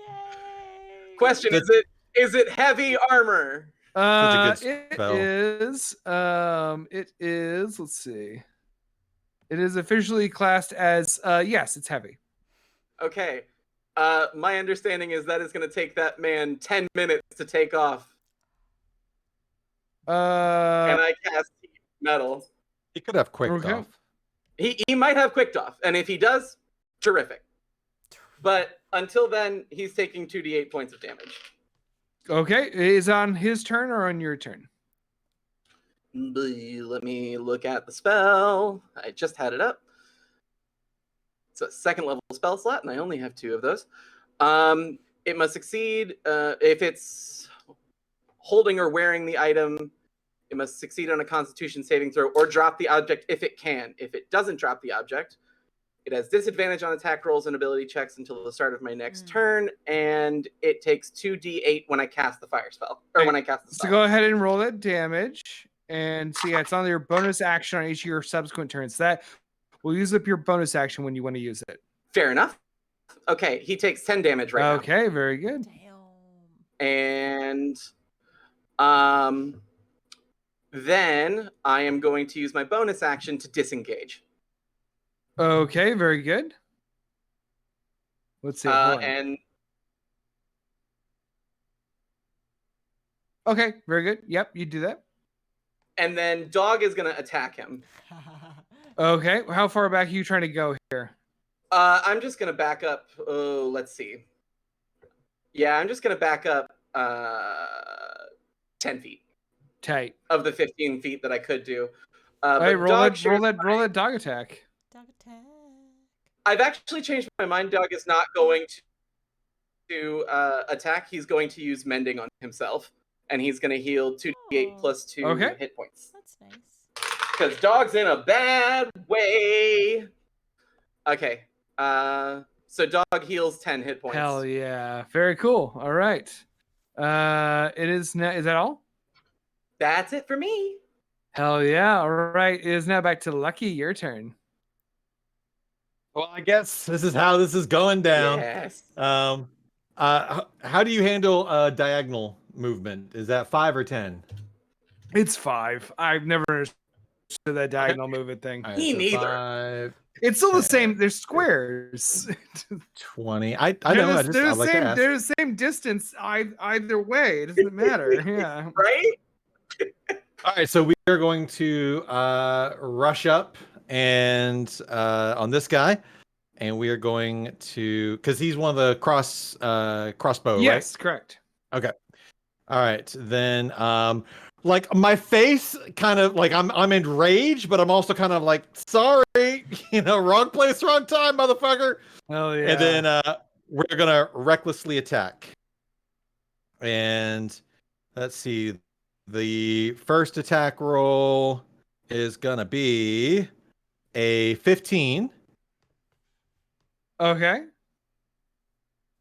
Is that it? Or Oh, that was the attack roll. Sorry, I don't Yeah. know why I keep hearing that as damage. I just Okay. let's see. That is not 15. Does not hit. Oh. Okay. Then I'll make my second attack, also at the same guy. That's gonna be a 17. Ah, that does hit. All right. And then he's gonna take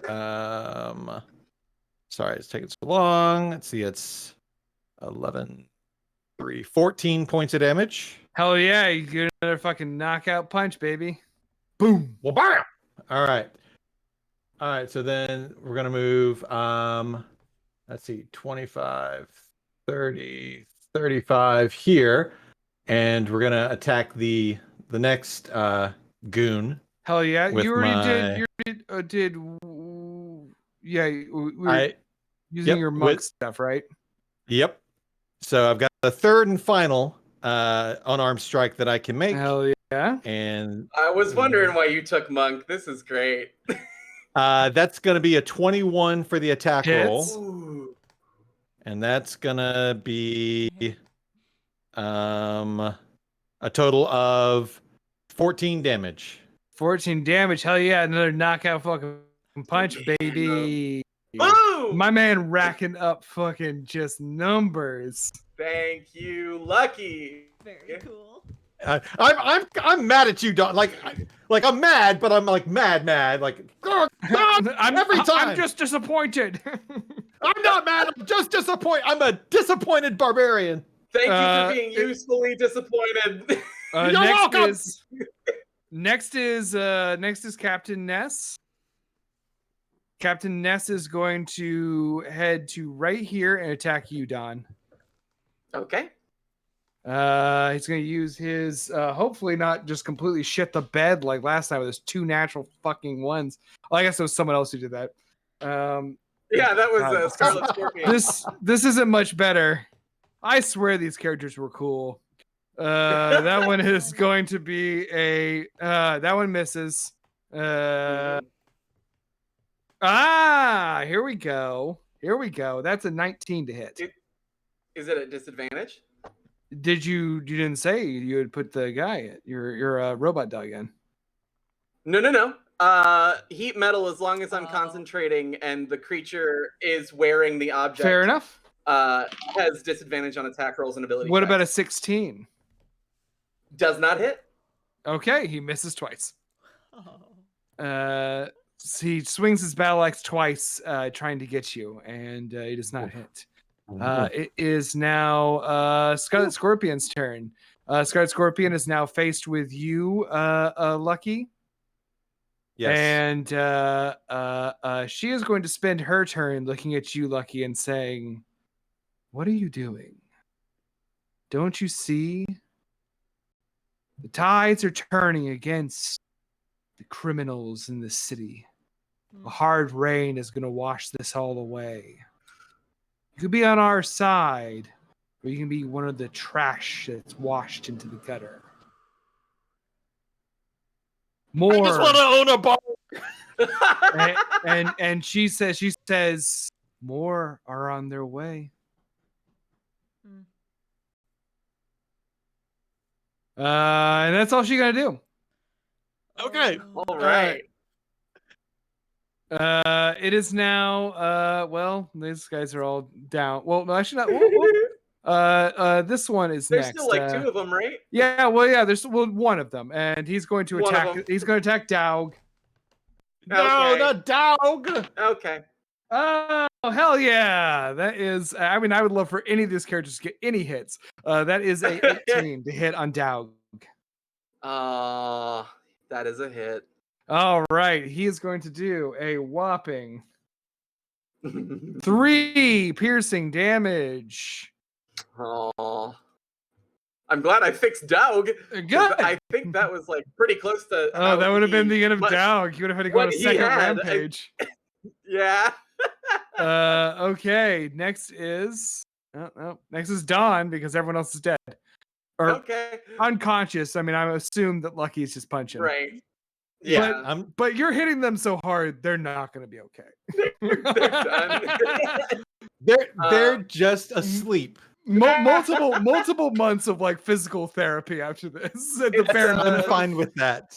I'm It's fine with Spider-Man that. and Batman rules. They're not dead. I'm imagining the it's like the ongoing gag in Archer where they're like, "Well, you knocked out that guy? Like that's really not good for you. Like, you should go see a neurologist. You shouldn't be Oh my unconscious for that long." Oh no. Okay. So I am going to attack. I already made one attack, and it was a 10. For which one? Or for Captain? Yeah, Captain. So doesn't okay. hit. It does not hit. You sort of shoot between his armpit because you're doing close quarter gun kata. Is that another natural 20? No, but it's a 27. That hits. All right. So I'm gonna add my sneak attack to this. Okay. Well, why? which is- Wait, why? Because Dog is within 5 feet of him, isn't he? Yeah, you're Yeah. right. You're right. Rogues, baby. I know. And I I just don't wanted to have check. I just wanted to check. disadvantage From with, where my microphone is, I can't see Doug. That's fair enough. So 19 damage. Hell yeah. And then he's gonna take another 2d8 for my bonus action. Okay. That's another 10 damage, so 29 damage total. Hell yeah. Yeah, he's not looking great. He's starting to get real fucked up. He's got a couple bullet holes in him, and he's his armor is slightly glowing red from the spell. And he desperately wishes he could get a single fucking attack on you to break concentration. And then Daug is going to bite him. Hell yeah. Is Dog on his own initiative, or does that use your bonus Dog, action? no, Dog shares my initiative, but goes Yeah. after me. Okay. So cool. And so I just didn't want you to not use your bonus action for the heat yeah, metal. yeah, no, I appreciate it. So that's a 22 to hit. Hit? Yep. Bite him, dog. Bite him. And he does 4 points of damage. Hell yeah. Do you want to give us any flavor for how Doug takes down Captain Ness? Yes. I got one shot in, and it hits him right in the chest, stumbles him back, at which point Dog jumps up on his neck and pulls him to the ground. Oh God. Hell yeah. It's pretty gruesome. Hell yeah. All right. Dog goes bark. To bark, and it's echoes Bark. through everyone. Bark. Okay, everything else? Nope, that's it. Okay, hell yeah, it's Lucky. It's your turn. What are you gonna do? All right. I am going to I can't exactly tell if the Scarlet Scorpion is in the square right in front of me or one square back. One square back. Okay, so then I'm not in their threatened corner or threatened square? Not yet. No. Okay. All right, then I'm gonna move 5, 10, and we're gonna booger hook this guy. Is Reckless that one? attack. Is that one Booga Hook? Booger hook. Is Yeah, that we're on gonna the booger thing? hook him. Is that on the No, thing? that's something I Brian used to say Dukes as a original? kid. That's a It's a Brian Dukes original. original. Yeah, Wow, when you super just weird. wanna punch somebody really hard, that's called a booger hook. When you Okay. want to punch them even harder, that's called a mollywop. Oh, And you might have heard I of hate all mollywop. those. All right, so we hit the. Oh, good God! This guy, the attack roll is a 26, Okay. and the damage is gonna be. Oh God! 17 plus 8 is 25. 25. Yeah, no, he's done. Ding! Ring his bell, Uh-huh. and then Dong. You sort of like come I'm up going behind to- him as he's like still trying to face off with the robot dog that's just taken down Captain Ness, and he's raising his sword to attack, and you sort of just come up behind him and just like seriously like ring Yeah. the bell in terms of like his helmet. That's rough. Okay, now I'm gonna slide like 5 feet over to get in between Scarlet Scorpion and Dawn, and I'm just gonna put my hands up and be like, "It doesn't have to end badly. Let's just all walk away. We have what we want," and that's it for me. Okay, very cool. It is now the Scarlet Scorpion's turn, or as you know her to be, Tilla Tondrin. And across town, I want you to make a sleight of hand check, Sloan. I will say, if this doesn't work, I'm just taking the whole suitcase. 8. 8. 8. You reach down and you grab the handle of the suitcase. Yep. Looks like you're gonna have to take the whole damn thing. It's fine. I'm super strong. Suitcase. It's not too heavy. Yeah. Maybe it's got wheels. But you It head doesn't. out. You make your way. You make your way outside.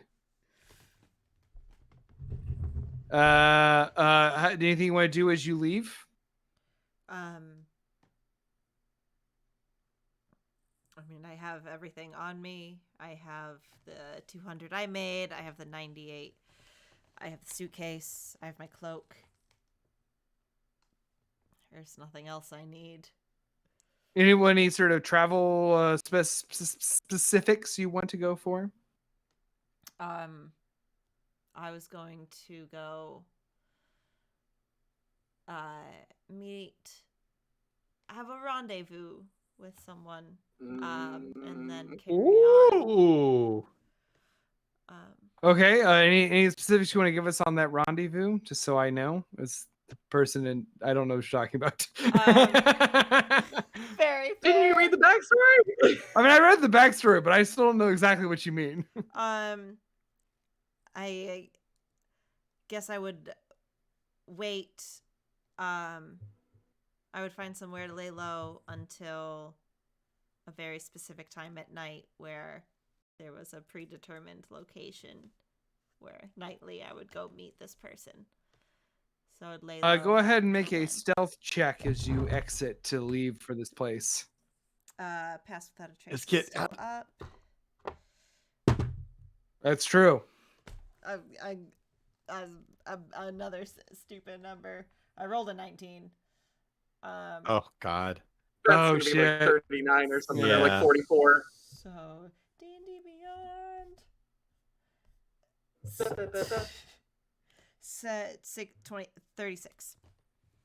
36. You exit out the back. You exit out the back of the flop house, and as you get there, you see sort of in the rain up ahead, the gnomish man is arguing with a dwarf in a rough hemp jacket, who sort of pushes them to the side as they shove their way into the flop house.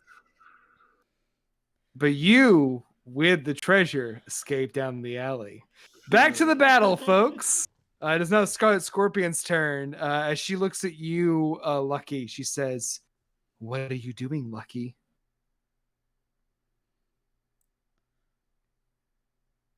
Well, I just want to own a bar. So if this is my way out and you got no quarrel with me and no quarrel with my friend, then I don't see why we all can't just go our separate ways and live our lives. I don't know why I just lost my whole accent. I just did a whole other character. That was well, listen, that listen, was, Foghorn the dagger Leghorn. from our last guy. Galen, that was Galen the That was dagger. Galen the dagger from our last one shot. Still up right now. She looks at you and she says, "I'm here to eliminate crime in King City. And I understand that you are caught up in crime. That you are pulled in by this, that you didn't want this. Turn against it, like I did."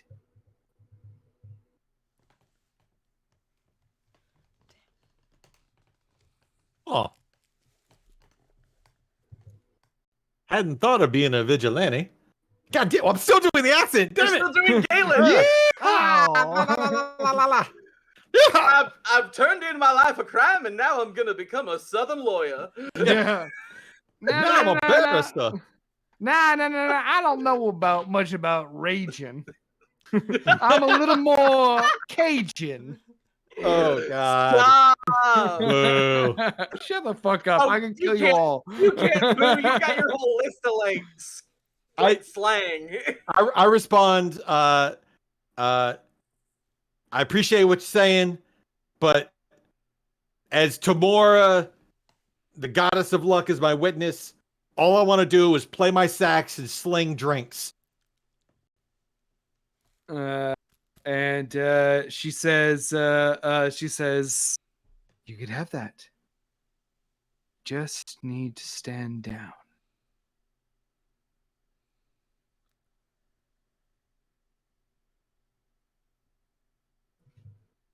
It's So what? Dawn's turn. Disengage. I'm going to move to the side of Lucky to get line of fire. No. So You move yep. yourself. I'll move. Yeah, I'm gonna move this way. So I've got clear line on Scarlet Scorpion. I no longer need to keep my my concentration up on heat metal. So that's a 24. And then a 21 to hit. Those both hit? And then using my bonus action to attack with my crossbow. That's a 27. Oh my God. Those all three hit. Okay, so 1 and 2, and a how do you do? Woo! So that's 11, 13, 28 points of damage. Okay, hell yeah. She's still standing, but you've gotten her now four times through 5 times, I think. Yep. Well, no, 6 times officially. Yeah. We could have kept it at 5. I was willing to give it up. No. But and then Dog is gonna run over and attack her. Oh shit. Okay. Lucky, anything you want to do about this? I mean, there's nothing I can do because I used every piece of my turn on my last turn. But you have a reaction. You have a reaction. Oh, but dog's not my enemy. That Okay. depends on how you quantify that term. Mm-hmm. Could I just want to offer you the option. You've been given Could I- a yeah. position by this. Could I character. use- I want you to could understand. I use my reaction? Could I use my reaction to try to grapple dog to try to like grab it before it could I get would up allow it if you can make the requisite roll. So go ahead and roll for dog and roll for your strength, which you probably should get advantage on because you are raging. Yeah. Mm-hmm. So I've got a 21. You just beat her. So you grab 20. Daug by the neck. Well, I was like, around the body. Like, I don't want to hurt it. Just like, It's a It's a robot. robot. I'm the one who cares. I am the nice barbarian. Damn it. That's right. You're the nice one. I'm the me. I'm the smart one. All right. It's that's now it. it's now your turn, Lucky. Oh. All right. Once again, I am here asking for your vote. Lucky Sanders. I'm God, going to turn and. If you would just like snap the dog's neck, that would have been the most badass thing in the world. No, oh God, It's a robot. No, but it's Dawn's robot. I'm gonna look at Dawn, and I'm gonna say, we don't have to kill her. Let's just walk away from these lives of crime. That's all. Damn it! I'm doing the voice again. I think We ain't gotta that's who kill you her. are now. Let's just stop. Let's just stop it. Everybody walk away. And I'm gonna attempt to make a persuasion check, I guess. I don't know. What you tell me?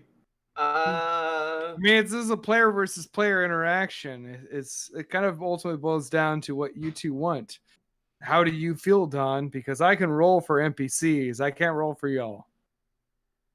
I mean, like Dawn. Yeah. Dawn's whole life is gone. Like, the Zeldrins killed her wife and dog, then was employed by the Tondrins, and now the Tondrins are dead. She doesn't have anywhere. All she knows is, like, killing. And her only employer is dead. And the last thing that she can do is kill the person who killed her employer. Or you can walk away with me, and you can be my business. You can be my business partner in my bar. I've never wanted a bar.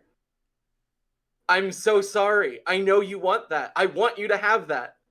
I also want this. She can't leave. Okay. Then I let go of Dog, and I walk away. Move yourself. Yep. Sorry, trying to. There we go. It is now the Scarlet Scorpion's turn. She looks at all of you standing on these stone stairs to Tondren Hall, which burns behind her, the ashes raining down and these sort of sparks and the flames illuminating her and her red uniform, specially created for this persona of hers, this vigilante she had created, clad in red with a domino mask, daggers at her side. And she turns and she smiles at you, Don, and she says, "Crime will never win. This city belongs to no one." And she turns, she runs into the burning building, Whoa. Oh God! and she's gone. No! Get out of the fire! Damn it! Is it my turn now? It is. Well, yes, it is.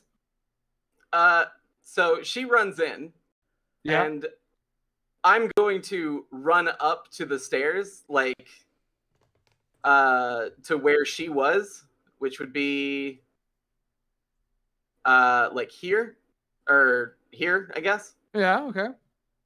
Can I see inside? It's very hard. There's a lot of fire. But Okay. if you'd like to make a perception check, I'll let you do that as a bonus action. Okay. That is a 15. A 15. Hold on.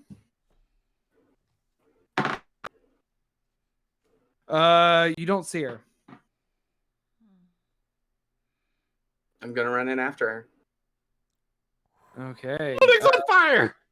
I look back to Dog and I say, Dog, stay with Lucky. And I run in. Okay, you run in. Well, I cannot. don't Oh my really God. have any battle map prepared for the interior of the burning Tondran castle. So what we're going to say is, because you've made this decision, I need you to make a Constitution saving throw. Okay. Oh God, no. Let's see. That's a 17. A 17. Ooh, that's good. You are wandering around in the building. It is very, very fiery. It's very smoky. You're kind of handling it well, but it's very quickly becoming a circumstance in which if you continue to hang out inside this place, it's not going to be good. This is your chance to either to make a decision. What are you doing?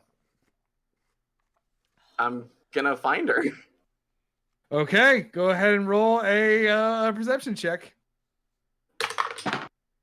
That's an unnatural 20. Okay, you look ahead and you see that after her natural 1 I just rolled, you see that Whoa. Tilatondran is ahead of you, pinned beneath some flaming debris. Oh. Oh shit. I'm gonna walk up to her. She's there beneath the flaming debris. She can't do anything. And I'm gonna look at her with my gun drawn, and I say, "Is this city gonna save you now?" Says, And then I shoot her. oh shit. Okay, well, let's go. Okay, we'll go ahead and roll. I mean, you don't have to roll. Boom. Roll damage. Uh, Is that an auto crit? Rip up this. Yeah, it is. Rip up this speech I was 13. gonna make. Yeah, it doesn't even matter. So yeah, you take your gun and you shoot her. Your vengeance is claimed. And I'm not gonna leave. Oh. Okay, you stand in the burning Tondran Hall as the walls and columns fall around you, the fire spreading. And I remember the sight of my own home being burned. And I say, I'm coming home. And you hope deep down that's true. But here in King City, you're all elves with dirty faces. And maybe elves with dirty faces don't make it into heaven. And that is the end of this one shot. Yes! Oh. So good. Oh. Well, that's it, bravo. folks. That is our play on a film noir. Hobert. Hobert. Thank you. Round Thank of you. applause Yes. for Hobert. Yes. Amazing. Great. As you Oh, all, I'm love going to it. say that sort of as a post-credit scene, we see Sloane boarding a ship to somewhere, holding a familiar briefcase at their side, and we also see Lucky pacing a street, talking to Mr. Wells, a robotic dog at his heel. As our sort of if this was an anime closer. Whimsical music. But thank you so much for tuning in to this NPC Incorporated mandatory work outing one shot. They don't always end so grimly, but this was a film noir based one shot as picked by our fans and listeners online, and also by our players because it was a tie. So we had to break it somehow. But we're glad we could make this. Jailbreak would have also been fun. We're going to be doing another one of these one shots in 2 weeks. We'll have a brand new lineup a brand new adventure and probably some familiar faces, maybe some guests. We'll see. Then also, we always have NPC Incorporated regular podcast episodes every other week. Our last one came out yesterday. Tune in for it. It was our 3rd episode with our new campaign. It got very exciting. pretty much as exciting as this, only was less murder and robot dogs. We have a lot of really fun stuff coming up. Also, I want to give an opportunity for Brian Dukes. You want to tell us a little bit about your project? Oh, thank you. Yes, Just Critting Around is a live play D&D 5 edition 5e campaign that I'm doing with a bunch of wonderful comedians and improvisers, and you can find us on all of the places that you would find podcasts on. And we're doing a Forgotten Realms campaign that I think we just put out our 5th episode, and so episode 6 should be coming out soon. So thank you for so tune in, and thank you, and make sure you patronize these fine folks and their fantastic projects as well. Hell yeah, I've been listening. I love it. So tune into that. Yeah, and also want to thank our network, our podcast collective, Machine Culture, who also host a variety of other great podcasts, such as Podzuki. Please make this. Chronicles of Narnia, and Do We Still Dig This? Do we? Yes, we do. With Georgia Gov, friend of the pod. We'd love to have back content. But anyway, thank you so much for tuning in to this special one shot. I hope you've really enjoyed it. It's been a lot of fun doing this with these people. You are all amazing players. Thank you for getting grim and gritty with me. I love that ending. And I just have to say, thank you to Liz for doing tech. Oh yes, that's right. Yeah. Thank you, Liz, for doing tech. You always do such a great job. Also, Liz does all of our character cards and backdrops. Always look fucking amazing. So thank you, Liz. Yay. And also thank you. Good on you, Liz, for grabbing that bag. For real. I'm so happy you did that. Oh, scribble on my little nasty little notes. It's like, I know where that is. Uh, I'm going back for it. That's all I know. Wait, playing that criminality to the fucking T. Well, hell yeah. Well, thanks everybody for tuning in. I hope you all have a good night. Bye, everybody. Bye. Bye. Good night.